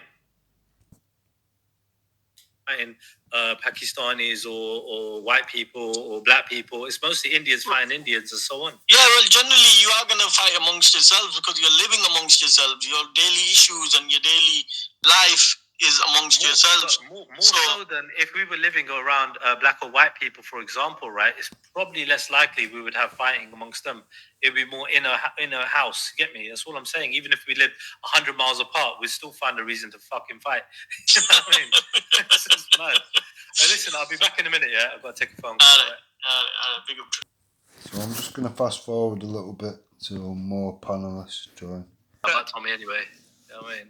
Big up now. What are you saying? He's got PTSD. They end up taking. It's a detox. It's an opportunity to detox, isn't it? I mean, big up Natty, man. Big up Natty. No, we're hearing Trilla saying that Tommy Robinson is like an advocate for peace now after all his fucking history. He's a peace. Mahatma Gandhi reloaded. I'm not saying that. I'm saying the correct stance to take on his protest would be to promote no violence. Literally, don't get distracted. People want. Yeah, but you can't really literally promote violence, can you? No, but all I'm saying is, like, yeah, you're right. But he should be saying, like, just do your absolute best to, you know what I mean, not be violent. So when he's literally promoting something like that on a video, and then tomorrow, if that turns into a riot, I guarantee you, people like Tommy Robinson will be saying, it was the police, it was the left, it was this, it was that. Anything to take the blame away from themselves. You can't deny, right, that literally people that are talking about the government, right, are being labelled as thugs and goons and villains and racists, right? That is what is happening. They are basically... No. The people that are... Both sides are talking about the government because no side agrees with the government.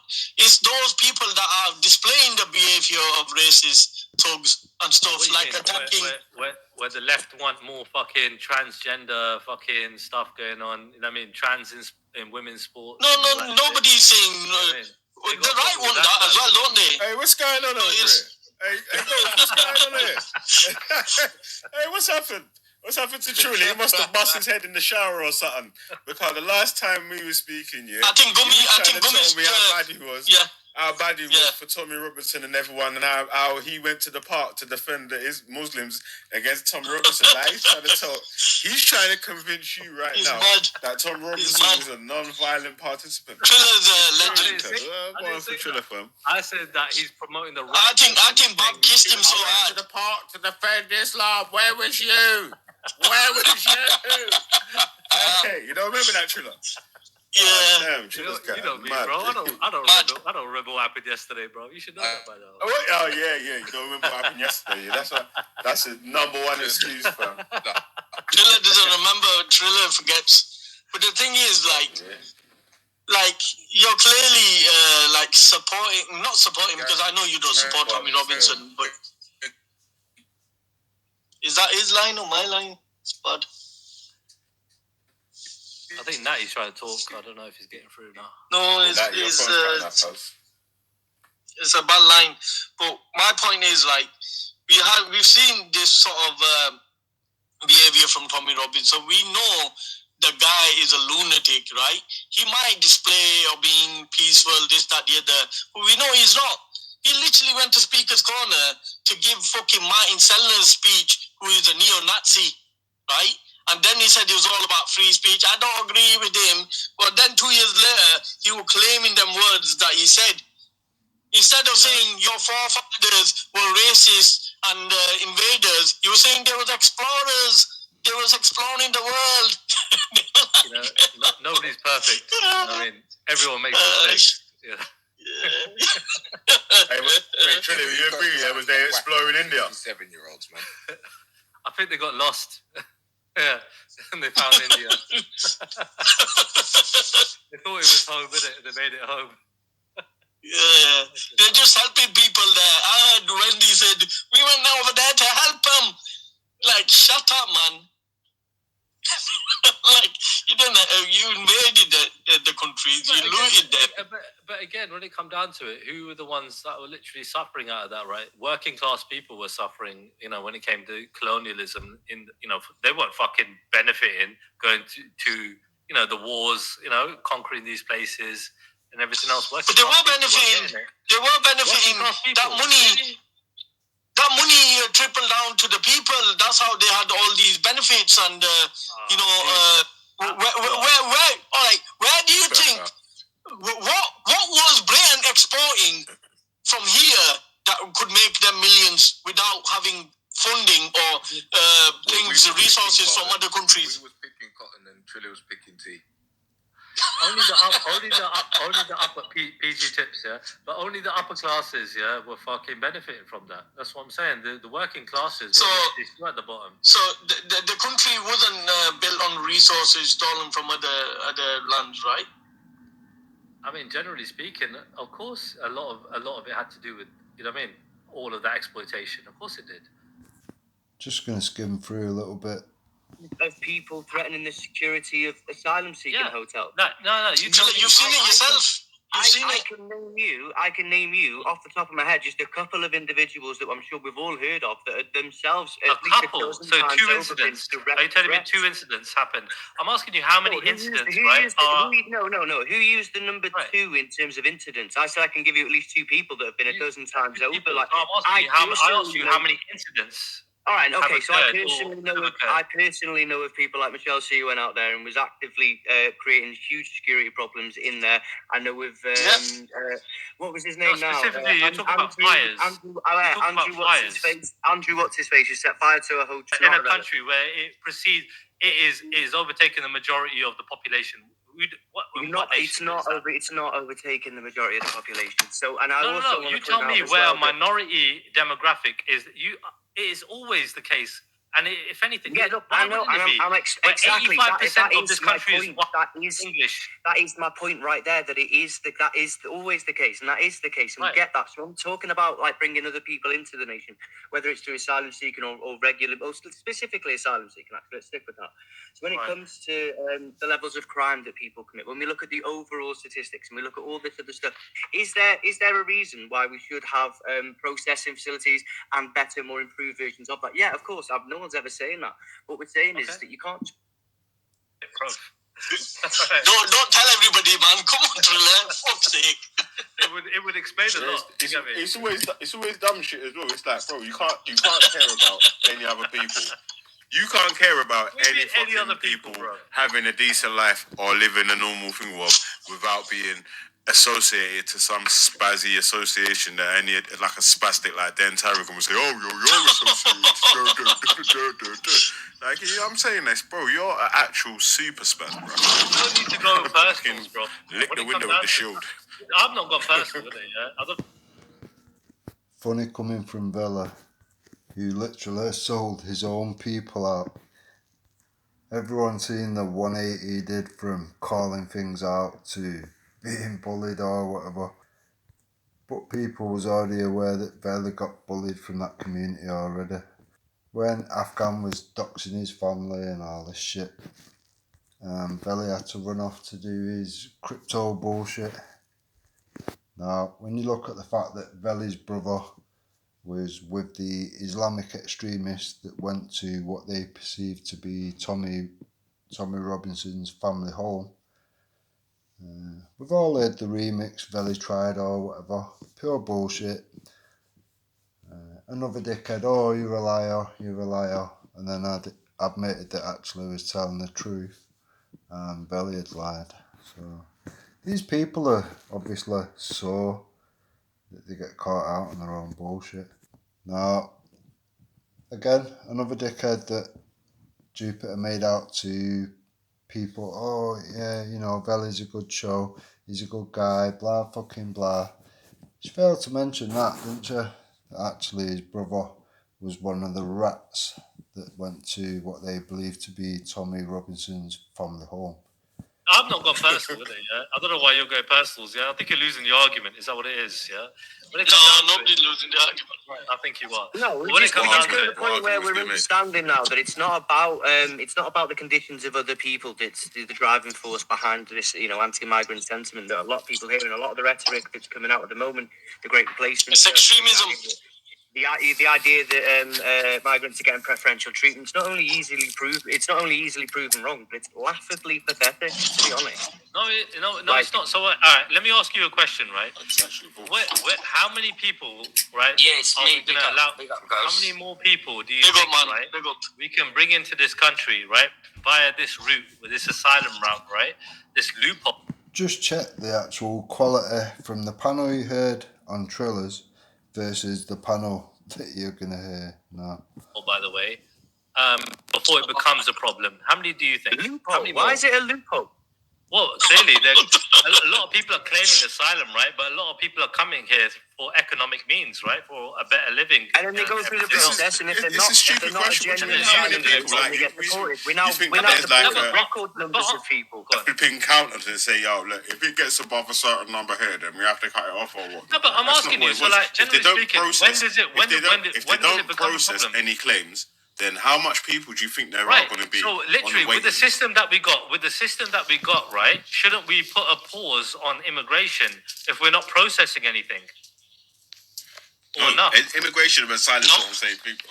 No, why rather than let the most vulnerable people who are affected by asylum seeking, which is the asylum seekers themselves, why not just invest in infrastructure I think you're being disingenuous. I think you're being disingenuous to deny that people aren't coming here for economical reasons and not trying to flee, for their lives, right? I think that is the main thing. We just have to take people at face value.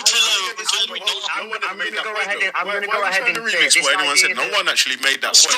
He's making a straw man. We're not the government. No, but we're not the government. No, but we're not the government, right? We can literally, we can have our opinion, and I'm making the opinion that I believe that the point was that they've not processed any claims. Are not. You're making arguments against stuff. Fleeing for their lives. Their lives are not in danger. They're coming here. Well, according to Ghost, they've processed thousands of them, so make your own minds up. They'll make money and have a better life in the UK. Alright, Trilla, you talk shit all day long, mate. They've not processed the claims, is what we said first of all. If they haven't processed the claims, that's where the backlogs happened. Right, that's why there's so a backlog. Why not halt the immigration? Why not halt, literally immigration until we can catch up with the backlog? How do you halt asylum? Literally, it's the government. I think the government controls this. The government. Very easy. Other countries are already doing it. When it comes down to control, how do you halt asylum? The government. Unfortunately, because the Conservatives did it for 14 years, and now we've got asylum hotels. But unfortunately, so you're saying you want the same thing to happen again? Because again, it's the only way.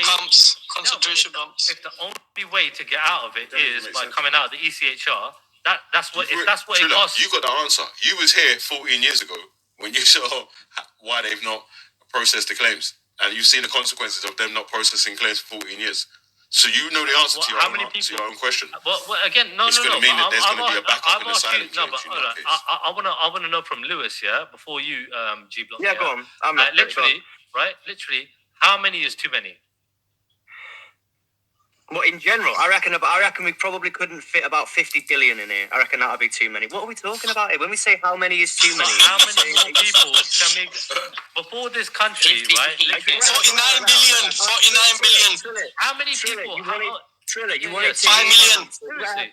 You said you wanted to hear from me, so give me a second to reply then. So what I'm going to say now is going to be the soft touch. Right, okay, so are we now suggesting that we've gone from the Great Replacement stuff, we've gone from migrants are criminals, we've gone to now migrants get preferential treatment, and now we're arriving at we haven't got enough room.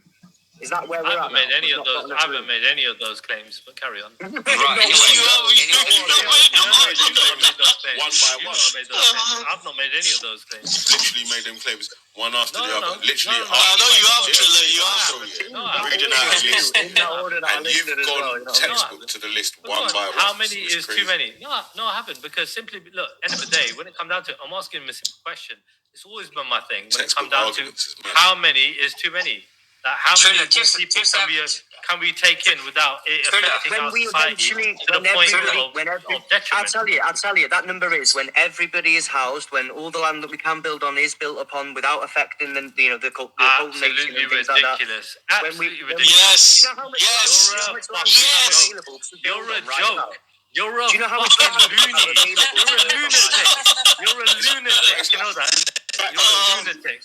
You come to Hey, Trilla, wait, hold on a second. Do you know what percentage of England is lived on? You're a People fucking live on. lunatic. Yes. What percentage of England? You know how much greenery we got? Yeah, how much of that is green belt? Yeah? And when it comes down to it, I told you about how literally we got economies in this country that don't... People should be homeless. Trilla's going to be the chancellor. Brown and the grey belt. Dude, we got towns and cities. We got towns and cities in this country that don't make Trilla, that are literally you're far right, that are eroding, right? They are literally becoming slums, right? And this cunt here, Lewis and Belly, wants Come to fucking on, contribute Tommy. Oh my God. They want more Oh my fucking God, Trilla, calm down. Stop getting personal. No personals. That's you too, Lewis. You too. Trilla's like, Tommy. Like, you're not being reasonable and you're not being fucking fair. Like when it comes down to it, like, how are you being intelligent in this whole fucking conversation? All right, then, then. Would you like to hear the answer? You said little twats. Well, no. You said put them in concentration camps. I didn't say that. Right. Now, when you compare the two panels realistically, this is just a panel full of mongs. Do you know what I mean? There is no common sense, logic or reason going on over here. It's just pure emotional fannies bigging themselves up off other emotional fannies. It's embarrassing. Okay, I'm going to talk about England's land here. I'm Welsh, but I'll talk about England's land because I feel like it's more relevant now. So the green belt covers around 12.5% of England's land area, or around 1.63 million hectares. Built-up land or developed land makes around 8.7 of the land area. That includes existing towns, infrastructure, and brown. Do you know anything about the economy? Do you not know anything about the economy? It doesn't matter. It doesn't matter. Hey, if you Jail, cover when this the facts are fucking read out, land. yeah, this is what these men do. You don't want to They're hear going to try and it. sneak over. Hey, go. Start again so we can read the stats. Trilla, calm down, man. Let him talk. Come on, bro. Let him read the stats out so you can hear the stats. But They don't know fuck all about the economy. They don't know fuck all about the economy. All right. If they don't know anything, Trilla, if they don't know anything, they'll be easier to debunk. It'll be easier for you to debunk them if they don't. He's spouting the same shit that you've been spouting the entire time, yeah? Let's just build until there's nothing left to build on. Yeah, but Trilla, how fucking stupid is that? Trilla, fucking hell. Your mouth needs to stop in your mouth. All right, well, You talk shit. can I finish that point then in just one sort of sentence? All right. All right, so there is a substantial... Is this a dig? Why they've got shines on, I've literally got no idea. He's never had any sensible shit to put forward on any panel, on any topic, ever, as far as I'm concerned. Give me 1 second. Bro, so that's a Muslim channel. Just give me a second, man. No, I'm not going to give way for you, man. What happened? Who did that, Sikhi? So, nobody said anything. I'm not going to get a chance to say this. Is that what this plan is now? Of Nazi and just smoke screens and fucking whatever. Is that what it is? No, I've not seen it. I'm driving. I'm not seeing it. Am I right to just get this point out just quickly? That's all. Just this one point, and then just to debunk the idea that we're running out of land. There's not enough space, or it's all green belt. So there's full amount of land. There is. Well. The logic of these dumb cunts or whatever, we'll just keep building houses, building fucking all this shit or whatever, to bring in people which are literally not here to work. They've shown that. The only ones that are fucking working are working illegally. You got people that have been on fucking waiting lists to be fucking be given or be rejected from asylum for over 10 years. What, we're just going to keep building and supporting these people, yeah? How would that make good business sense for this country? Why you've got people like Becca that are fucking being shoved in a hostel or whatever. If we can't look after our own, realistically, how the fuck are we just opening the door and keep saying, yeah, just keep bringing them in. We'll keep whacking them in. Oh yeah, we'll build more hotels, we'll build more houses, we'll just keep building and building and building. These people are fucking not right in the head or something. Now, 80% of the country agrees with people like Trilla. These people, these mentally unwell people or something, are very much now 2025 a minority. There is well over half of land in England isn't under green belt or statutory environmental designations, and combined with existing brownfield sites, which is another 8.7%, there is a massive and real scope to build substantially without undermining protected landscapes. We have loads more. The reason is, and it's the same with, it goes back to a lot of stuff, housing and everything else. The reason we don't have enough houses. Does this dumb cunt think that things are free? We'll just get all the housing supplies and builders and this, that and the other. Is it all for free, realistically? Or is it going to cost us, the taxpayers, money? You can tell who earns money and who sits on their ass doing fuck all or whatever. because we're not building enough houses. Because a lot of people who own the, they get to make the decision whether we build all these houses, own a lot of houses, and they don't want their profits to go down. That's why. It's not that we're running out of space. If you need more houses, it's not migrants' fault. It's the fucking elite. Go get more houses built. We need more. We've got so much land. You're right. So you're right. So I feel sorry for your parents, right? I think they're a bit. Do you know as it happens? My dad's in the shop. I know. Call your dad. Your dad probably. No, don't go that low. If you raise you,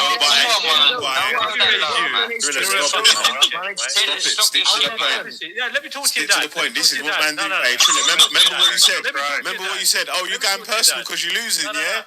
Are we going personal because you're losing? Yeah. Dad's always next to him. Trilla, you're losing. Not being funny, but how many people does it need to be against Trilla with all these little fucking backup dancers, weird little cunts like fucking Shines and fucking Vela with his bullshit plastic Jamaican act or whatever, playing up for the Muslims? What happened to when Vela was against the Muslims or whatever, and he was doing the, oh, look what your people did to black slaves, blah, blah, blah. He's done a right U-turn from there, hasn't he? But he's not been got to, no? Okay. Okay. Have you got anything to say? Chilla, hold your pain back, man, and chill out, cuz, man. You was wrong, innit? Let me talk to you about it. Right, You're a sellout. You're granny lover. Insult his family and that. I'm gonna make sure this guy gets spankings tonight. Fucking hell. But anyway, transport, he can drive 90 miles per hour on the M6 and not see a city for 35 minutes. So you see the scope we got to build on. Again, when we're talking about infrastructure, right? And we're talking about fucking cities that actually make money, how are they going to make money? You're just going to basically make houses and what? Nothing else in there. No town centre. They don't think that far ahead, Trilla. These people are fucking bottom feeders, man. Nothing else for just houses in the middle of nowhere. We're talking about building industrial estates. Talking about building factories, about upscaling, creating jobs, creating infrastructure, doing all of that why stuff. Not? Why not?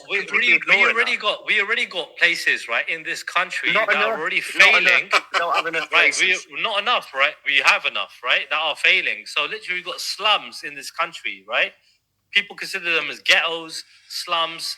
You are whatever slum. you want to call them, You're right? Sellout, mate. So when it come down to it, right, those things are already there, right? So what I don't understand why you can't Shine's bringing the quality to the fucking. Oh my dude. Develop those places already there, but you want to build new ones. Let's do both. Let's do both. I was answering to the question that the idea Allow me to qualify what I was saying. So what I was saying. You made your point. You've asked your questions. Let him reply now. Go on, Jay. In answer to the idea that we're too full and we have nothing, I simply cited the fact that well over half of land in England isn't under greenbelt or statutory environmental designations. How much combined is with the existing? Hey, how much is under greenbelt? Under greenbelt areas, so that was green and brown. Green and brown. So brown fields are 8.7%. Combine that with, give me 1 second, let me find the green one now. The green belt covers 12.5. So 12.5 and 8.7. I'll let you do the maths there. All right. So the reason why I said that we have an abundance of land that we can build on without jumping into green belts or anything like that is because of this notion was being pushed from your end that we're running out of space, and we're not. If it's space, it's not about the space. If it's underdeveloped communities you're worried about, we can develop them too. Well, I don't understand why hasn't it happened already? Why not? Where are you getting all this money from, you mad cunt? There's more businesses closed and all this shit. Less people spending money. Are you fucking mental? Where do you think the government gets the money from? They don't have money. They have our money. We stop giving them money. We keep importing people that can't work, not allowed to work. How does this fucking system of yours actually work? It doesn't work. Why not develop those places first? It would make sense to develop the places that are already there first, right? We can't do it. It's not going to happen, and it's not ever going to happen. We can do it. They're building houses now. We talking about. Dude, they're gonna carry on building houses. And the same places they're building houses. They're building houses locally. But you understand, Veli, right? When it comes to building houses, right, they can't just build. Right. So Wales, they've put I think it's £22 million complex or whatever to house 90. Yeah, to make 90 houses. So that's just one place. Have we got the money to just keep doing this? Just keep building? No, we haven't. Amount of houses, because that's going to drive the property fucking prices lower, which is not going to benefit people who are trying to be on the property fucking ladder and everything else when cost is going down. It will benefit the people that are trying to buy the generation. There's a generation now that can't afford to buy houses, in it. Right. So, and will never be able to afford to buy houses. You see in this country, right? So of course that will benefit them. We talking right, about. But you see in this country, right? What? Trilla, you don't know anything about properties. People, right? Prices. Shut the fuck up, man. People in this country, right, are going to basically, or are already on the property ladder, right, are going to benefit more with less houses available in this country, right? Because they can put them up for rent and put the property people on the property ladder now, obviously they're going to benefit from there being less houses. But people that are not on the property ladder, which is going to end up being more people than people that own properties. So they're not going to roll out tons of houses. They're not going to roll out tons of houses straight away. They're going to do it slowly, right? To keep the market level. Do you know what I mean, right? And not go completely under in that regard. Keep the prices high. That's what you're championing, and we're saying that they should. Yeah, I'm a fucking landlord, bro. What the fuck do you think I'm a landlord? We're trying to say that they should. Trilla, you're a landlord. You're a garage owner. Shut the fuck up. Obviously, bro. So when it comes down to it, bro, yeah. Why do you I'm on the? I talked about earlier, right? I'm obviously gonna fucking champion the things that are gonna benefit Trilla. me. I need to park my car in South. So I'm gonna rent your garage out. When it comes down to letting in like 1 million people, if it's not going to benefit me, then obviously I'm going to be against it. It's as simple as that. What's the problem? But if it doesn't work, you can benefit from HMOs, man. The birth rate of the country at the moment bringing in migrants, whether it's asylum seekers or traditional. Sorry, Belly. Sorry, man.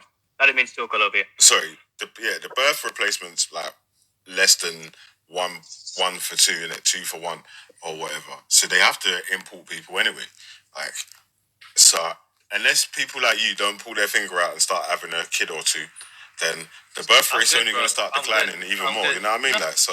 Dude, like, when it comes down to it, some people. Mavs is ready when you are. Dude, I'm good, man. When it comes down to it, dude, yeah, right. Having children is another thing. Like some people, right, for example, right, you know what I mean, don't want to have children, right? And that's up to them. There are plenty of children that people can adopt and so on and so forth, right? But having children recklessly for the sake of having children isn't a good idea either in that regard. You know, when you can't afford to have children, they're going to be in the system. Great replacement theory arguments. Like what? What did I say? What did I say that was? What did I say that was all great? Over the big. What did I say? What did I say that was? What did I say that was great? What did I say? You said that they're importing people with that. They are. You don't want them to import 1 million people or whatever. No, but dude, they're literally causing a distraction. If the man ain't having no use, right? There ain't enough spaces for people to have use. You don't want them to build more houses, so there can be enough spaces for them to build more. So you're a parent, right? Wouldn't you want your child to have not a low income job? You want them to have a better paid job, right? And that's only going to happen with less people in this country. That's why I concentrate on their education. That's right, but even if they're highly educated, right? Even if they're educated, highly educated, right? If there's still a lot of people in this country, right? Literally, only a few people are going to get those high positions, right? And then the rest of the people are just going to be doing the menial kind of like whatever jobs are available. Pardon? Well, to be honest, Trilla, the way you've been brought up is not good enough. Anyway, big up the panel and big up the chat. I can't see the chat anyway. Big up anyway. Yeah, but Trilla, you've not been brought up decent. You don't know how I've been brought up, bro. No, listen. I'm trying. Listen. I don't want to know about your personal listen. on me, bro. Let me speak, yeah? You know how to meet up, yeah? I've never met you. You're an idiot. You're from Southall. You're a little pussy hole, yeah? You don't know who I am. You don't know nothing even about know me. how to fight, yeah? Right. All you do is disrespect people's families, their mums and everything, yeah? But you know what? You've got a mum. So Respect if you wanna listen to me, this show you're an idiot. No, you're an idiot. You're a joker online. I'll give you a couple minutes. No, I'll give you a couple you can't. minutes. Make a point. All right, you're an idiot. You disrespect people's mums, their dads, their families. You're an idiot. On this panel, you have disrespected all of us. Have I? Yeah, you're an idiot, and you're another person that I'm gonna shove a fucking soap. Have I done? What today? Are you gonna shove a soap where? No. Yeah, I'm gonna shove a soap in your mouth. Same as Chrissy Morris as well. Yeah, that's what you deserve, a soap. Shines just does random shit or whatever. He's never even put his face forward. Do you know what I mean? At least Trilla will actually put his face forward. Great. Are you finished? Yeah. You disrespected Ghost. You disrespected all of us. Brilliant. You're far right now. Now this is what happens. This is what happens when people have kids, yeah, like him. You know what I mean? Typical faceless Muslim. Like, do you want a kid like him? Fucking hell. No. The truth hurts, innit? Have I ever talked about anyone's child? Have I ever talked about anyone? No, you do, yeah. Go on, Vidit. Again, obviously, you can make your child in the likeness, right? So it's up to the parents. Obviously, the child has their own mind as well, though. But it's up to the parents on what they choose to help influence the child growing up and all them sort of things. They can only try their best, innit? But when it comes down to it, right, certain people, 1 second, Shines, yeah, are going to be literally stricken with ailments at any time of life. I've seen, bro, the other day, I used to go to a cafe for breakfast, yeah? 22-year-old girl, right, working in the cafe, passed away, natural causes, out of nowhere. Nothing, you know what I mean, wrong with her, yeah? That we know of, just passed away, random. Like, I was like, bruh, you know, that's a shock to the system, you know? Like when Jota passed away. You know what I mean? Like, you know what I mean? A footballer in his 20s, yeah? Random, just, you know what I mean? Obviously, that was more car accident shit. But it's still traumatic. You get me? He's driving a Lambo, you know what I mean? And everything else, yeah? Has a blowout. Bro, I changed all my tires on my car, you know, when that happened, bro. I was like, bro, I'm changing my tires, bro. Like, I'm just going to fast forward a bit. When you go to a hotel, yeah, how many security guards are at that hotel? Why is the hotel needing security guards, Trilla? Because it's not safe. No, it's not safe. No, it's not safe, bruv. Yeah, it's just security. That's why they got security guards. Dude, I've been to these hotels, right? I've literally seen these hotels, right? I'm not an auditor. I'm not an auditor, by the way. I've been there for work purposes, yeah. So when it comes down to it, yeah, like I've literally seen how fucking like these are literally asking a ton of questions and everything else. That is funny. I ain't gonna lie, that's funny. Let me see that again. That can't be real. That can't be real. That's AI, bro. That can't be real. Fuck that. That can't be real. Most likely, yeah. That ain't real, bro. Can I ask Trilla something? Yeah, Trilla, who do you blame? Who do I blame? I blame primarily the government. The government, right? Okay. Yeah. So how comes everyone goes out to these hotels and protests and whatever? This is the point. And why don't they go to Parliament? So I feel like... No, one sec. No, can I finish? Why don't they go to Parliament? Yeah, why don't they go to Parliament? Yeah, and I said this to Danny Roscoe as well, and other people online, yeah? Why don't you go to Parliament? Why don't you go to 10 Downing Street? Right. The social care, the border control, cool. Let me answer you. 1 minute, can I finish? Yeah? 1 minute. Behave yourself, yeah? I said the system that we're living in is fucked. Even from our royal family, yeah? Even our police officer, everything's fucked. Yeah, you're saying, oh my God, but they're all corrupt at the end of the day. So cool. who are you going to blame? First question. Who are you going to blame? Let me ask you a first question, right? So when it comes down to people protesting outside hotels, right, I think that actually does something in terms of it is being put out there on the mainstream media. It is being put out there on the news. Literally, it is a way to deter people coming in. You're going to get It's not deterring. It will. No? You think it won't? No, at all. It's not deterring. It's making the people of this country look bad and unhospitable. No. Which is not a good light to have. It's not good look. 80% of the country do not want to be fucking seen as inhabitable. all, people are coming to this country, right? Literally on the boats and everything else, which they shouldn't be doing, right? Right? They should be going through legitimate means, right? But they're coming here on the boats, right? Yeah, but who's letting them in, Trilla? Right? Let's go to the route. Let's go to the route, Trilla. And when it comes down to it, 1 second, Shines. Shines, 1 second, yeah? You're talking shit. Go to the route. 1 second. When it comes down to it, bruv, yeah, it is a deterrent. The world is going to be capturing those kind of images, right? And they're going to know that you're going to be given a hard fucking time. It's not going to be peaceful. It's not going to be nice, yeah, as you fucking... So you support that? You support giving these people a hard time? You know what? I believe, right, that there needs to be a deterrent, right? Yeah, oh my God. To an extent, I believe that these... People need to treat them and make them feel how welcome that they actually are, which they're not. They shouldn't be made to feel welcome in any way, shape or form. It should be fucking crystal clear that 80% of the fucking country don't want them here. To be a deterrent, whether it be literally like putting fishing nets here on our fucking coast to fucking stop people coming across, yeah? To the route. Fishing nets. Yeah, literally. Whatever it takes, literally. He wants to put fishing nets. I talked earlier about the Navy getting involved. To the UK. The Navy should be intervening. How do you claim asylum legally from France to the UK? How do I what? How did someone, asylum seeker, claim asylum legally from France to the UK? How did they? No, how can they? What's the process? Them to use legal means. Are you asking me? I'm not a lawyer. I mean, why don't you tell me if you know? Well, you're only allowed to claim asylum if you get to British soil, and you're not allowed to use any of the means of transport without a visa. Yeah, and you have to land on the asylum seeker. Right, so they're landing here, right, not via plane, train, automobile. They're coming here, on a rubber dinghy, right? Yeah, so because they're able to get it.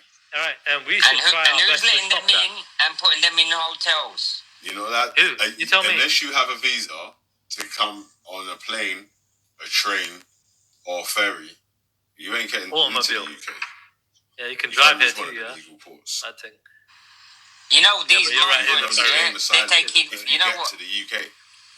These migrants are taking the UK's... that run those like airplanes and all that sort of stuff there, if they have people on there that are claiming asylum that but Belly, do you not think it's a problem? Honestly, don't you think it's a problem? And do you not think that, it will be a bigger problem in the future?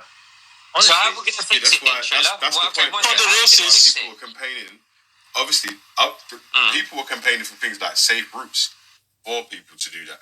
Or even they were supposed to have a processing centre in Calais and all that sort of stuff there. Even something like that, so people can get processed before they have to get on. Yeah, even land on the soil,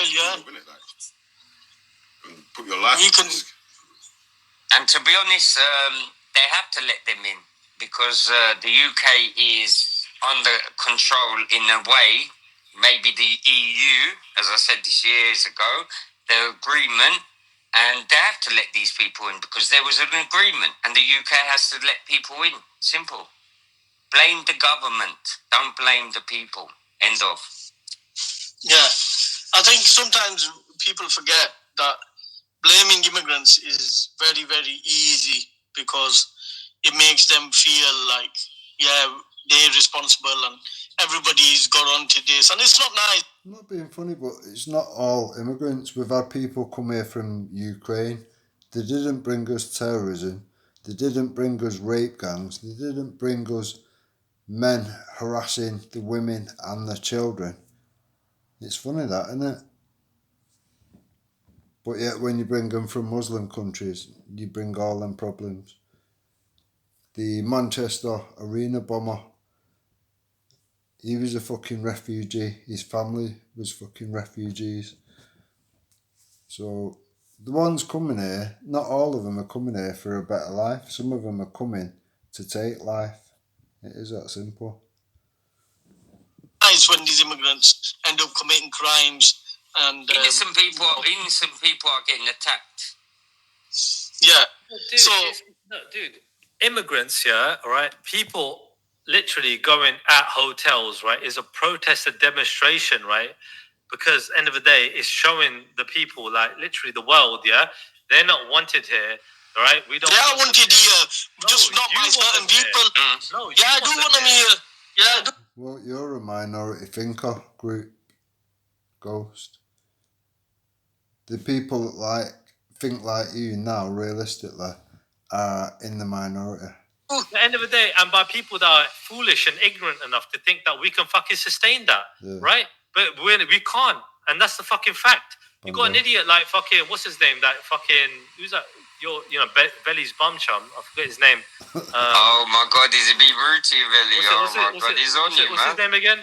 Anyway, whatever. Yeah, that guy. You know what I mean? Who brings his dad on? Yeah, like literally, like he's delusional about the economy and how the fucking system works. Clearly, that guy's come from a privileged background and he's fucking doesn't know. That's the fucking his fucking right to left, his left elbow to his fucking right knee. About anything sensibly, you got to have a car. He's come from some privileged background. Dude, I've been making arguments for years, yeah, and you're telling me I don't know my fucking right elbow to my left fucking knee. Are you dumb? This guy, right? We've all heard him talk, bro. Yeah. The general consensus of this guy shows that he's a fucking twat. Because end of the day, dude, when it comes down to you, really, right? You, for example, right, dude, you're fucking all over the place, yeah. So like this, you're talking about the economy. You're talking about the economy, right? He's been consistent. He's been a consistent fool. That's what he's been. You change. This what it is. Because you can't stand on by yourself or in a crowd and say the same thing. You man have to flip flop and dance for different people. I just took 5 on 1, bro. About you don't. You're sitting on a panel full of people kissing your fucking ass, you dickhead, brother. You dumb. Nah, man. You ain't coming here with no real opposition, bro. I deal with 5 on 1, 10 on 1 ever since I've been here, bitch. Don't try it, you're an embarrassment, man. Why do you have to be rude? Is it because you're drunk now? You're an idiot, man. You're an embarrassment. Don't let me say certain things. And you're going to do a run. You want a real roast? Don't let me run you. Why don't you jump on the panel with Jupiter? How many dickheads does it take to have a conversation with one person? This is just gang mentality bullshit or whatever. A bunch of mongs. And all of her crew. Like, literally. I'll jump on any panel, man. Yeah, jump on their panel. I'll jump on any panel still. No, bro. You've been dealing with them racists for a long time. Listen, man. On their panels, though, bro. You ain't jumping on their panels, because bro. I'm tired of fucking chatting with spazzes, man. I need to. That's your excuse. That's your excuse. That's a good excuse. The thing is, you can't have honest conversations with dishonest people. But listen, though. I've been saying it for a while. You can't. Hey, wait, hold on. What do you mean, bro? Like they're gonna. You know what's funny? That's rich coming from you, Ghost. You can't even acknowledge the bad things that are coming being imported or whatever. You claimed the other day, they're not causing any harm. I'll give you an example of people causing harm. One bad apple caused 22 dead children and 50 injured children. You won't want to go over that though, will you? You didn't put it on the screen. You didn't check it out. You didn't do anything because you know full well it kills your fucking bullshit argument. Hey, wait, hold on. What do you mean, bro? Yeah? Like they're gonna come up here and have an honest discussion with you lot. Are you mad? Listen, Trilla, listen. You know what's funny though, yeah? Remember what you were saying earlier? Like you keep telling on yourself, you're only going personal because you know that you're losing. Is that what you just did then, yeah? Dude, again, you can do that all day long. Yeah, you did. I'm having my fun. No, it's not. He's having fun. You're going personal. He's having fun. When he goes personal, it's just fun. It's been 5 on 1 the entire time I've been here. Are you mad? There's not been 5 on 1. Which 5? What? Which 5? Yeah, it has. Who's on my side? Who's on my side here? Who's on my side here? Aduki's not said the word. Aduki's not said the word. Dude, Aduki's the most extremist person here. Are you mad? Like, so I think Trilla, you got that title. You got that title. He put up. I'm more extreme than him. What are you talking about? I got the title of extreme. Okay, Triller. Who here has threatened to decapitate somebody? You put up a video of me being a groomer. You, buddy. You put up a video of me being a groomer, you lying cunt. You put up a video of me being a groomer, and you Kermit the Frog's joined the panel. Fucking hell. Guys. It's going left, yeah. It's going left. You threatened to go to my real life. You threatened to bring it to real life, you dickhead. We're talking, having conversations online, and you threatened to bring it onto real life. Yeah, but Trilla. He only did that because what you did on your panel. You were trying to go to real life as well. You did it. Bro, it's in your own fucking stream, Trilla, man. Was that the video that you sent me? Wait, was that the video that you sent me? No, it wasn't. But yeah. There's a few, man. They're your own videos. They're your own videos, bro. How many? Alright, but let's. I literally told you. Let's just get off that topic, yeah, because it's only gonna go left, yeah. And we moved. Anyway, Trilla, no one's been. At the end of the day, I don't bring shit to real life, innit? Yeah, I'll keep it online. You like a bit shit, innit? Innit? Yeah. Yeah, you like a bit shit. Mad thing. Allow your gaze, bro. Right. Forget the liking of feces. We're all out here having a conversation. I even had a threat from. Do you remember that guy in the beginning of my stream? I think Ghost, you were there. Some Canadian guy jumped on trying to threaten. You know what I mean? Like doing some weird fucking doxing shit. I was like, who the fuck is this fucking weirdo? You get me? Yeah, but I think with that guy, I don't know who he was, right? Yeah. Never heard of him before. You covered your screen and then you should have let him go on for a bit and got more details out. He made the threat straight away about doxing, yeah? I was like, that's it, we're done. End of conversation. Right. Yeah, fair enough. That's your stream, generally, wouldn't you? The guy's talking about doxing you wouldn't be like, bro, bun this guy. He's full of shit. Yeah, maybe I didn't hear that part where he said doxing. Yeah. I thought he started to mention doxing after you booted him. Look, literally, when it come down to this, yeah, all I'm saying is, yeah, look, it's nothing personal. I ain't got no fucking mad hatred, yeah. I'm just like, I'm disappointed that, wait, have you called out, yeah, that his video about me being a groomer on his channel? Because he's your fucking, look, who's number one on the screen? Aduki is running your channel, right? When you're not here, right? Yeah. So generally speaking, you're still affiliated, yeah. So what do you? The thing was Trilla thing was after the videos you made, right? Aduki said to me like, "Listen, he's gone too far with me. Yeah, I'm gonna go back." And I said, "Look, that's between you and him, right? If you want to go back at him after what he's saying about you, which is highly unfair." And what's he want to do? Like, call me a groomer? And you think I'm a groomer? Is that what you're saying? I don't think so. You're a groomer. Right. I don't think so. You're a groomer. Just like I don't think so. Aduki's Muslim or an extremist. So literally, he's promoting videos out there that you don't believe in, right? No, and you ain't calling him out on it. Are you calling him out on it? No. 1 sec. I stayed out of it between you two. You're staying out of it. You ain't going to call him out on it. You don't control this panel. This motherfucker, bro, you're reaching. You sound like a fucking lefty. You're a fucking degenerate, bro. Trilla, you know what? You're on there. When you know there are Muslim groomers out there, and you're talking but the thing is, you're calling him an extremist and a Muslim.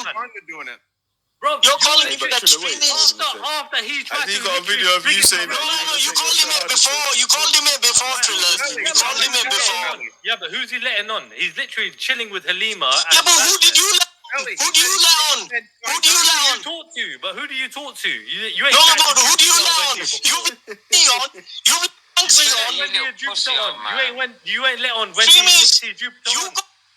Yeah, they're extremists. Pussy, there you go. But you let them on and you chat to them. Complaining here, and I'm saying you letting extremists on. I don't care. Even Hitler come on and let him on. Right, that's not to me. You're the one that's complaining. You're complaining. Bringing it to real life. I'm not the one bringing it to real life, bro. But you did.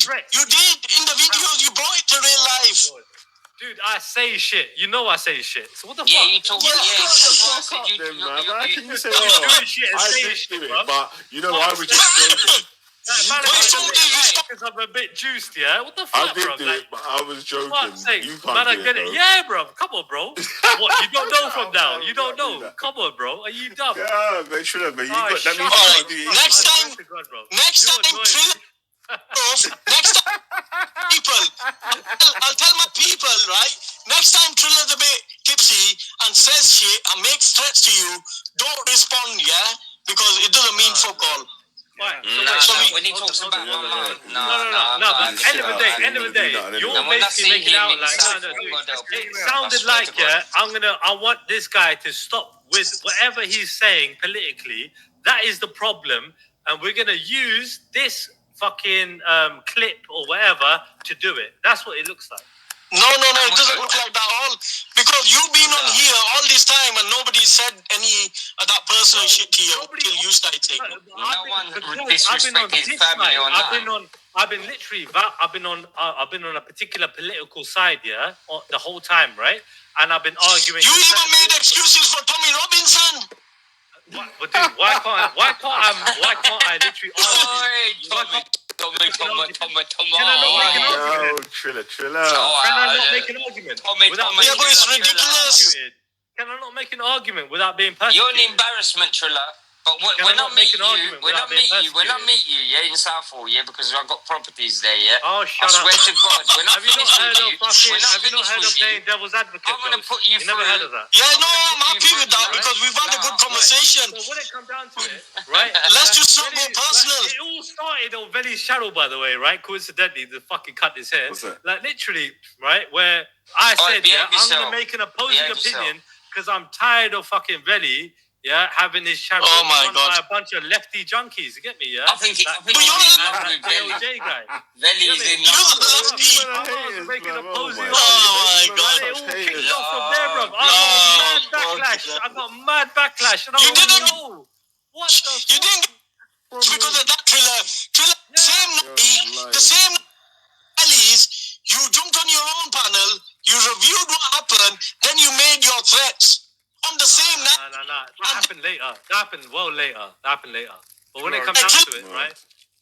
Alright, I'm giving you the video. It's that video that night that you made. You went live that night. Look at the end of that video. Look at your threats, right? You made threats in that. So once you got a response, played it out like people are going at you because you came up with the opposing opinion, but the same night you came up with the opposing opinion, you made the threats in the same stream, right? So people went at you at that. It wasn't because you got an opposing opinion. Yeah, man, innit? That happens with opposing opinions. Look, dude, end of the day, bro, yeah? Like, I told you, bro, yeah? No, not at the end of the day. One second, listen bro. What he said. What happens on the pitch, yeah? Right? Stays on the pitch, innit? Don't change the subject. Why are you trying to bring this shit to my real life? You're going to behave and you're going to respect everyone's mum. Right, I'm going to cut it off here because it's just same shit for probably another hour or so. Massive respect to Trilla and Trilla's panel. As I say, I put a link to his channel. Support, do you know what I mean?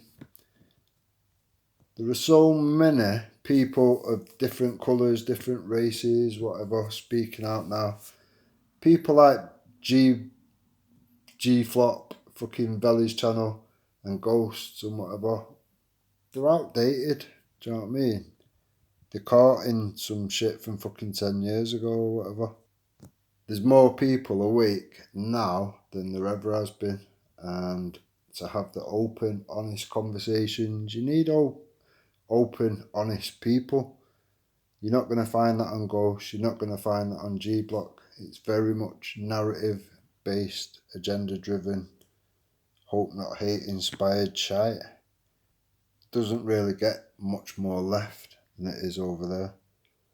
So yeah, massive respect to Trilla, Buddha, Becca, the people that can actually be open and honest.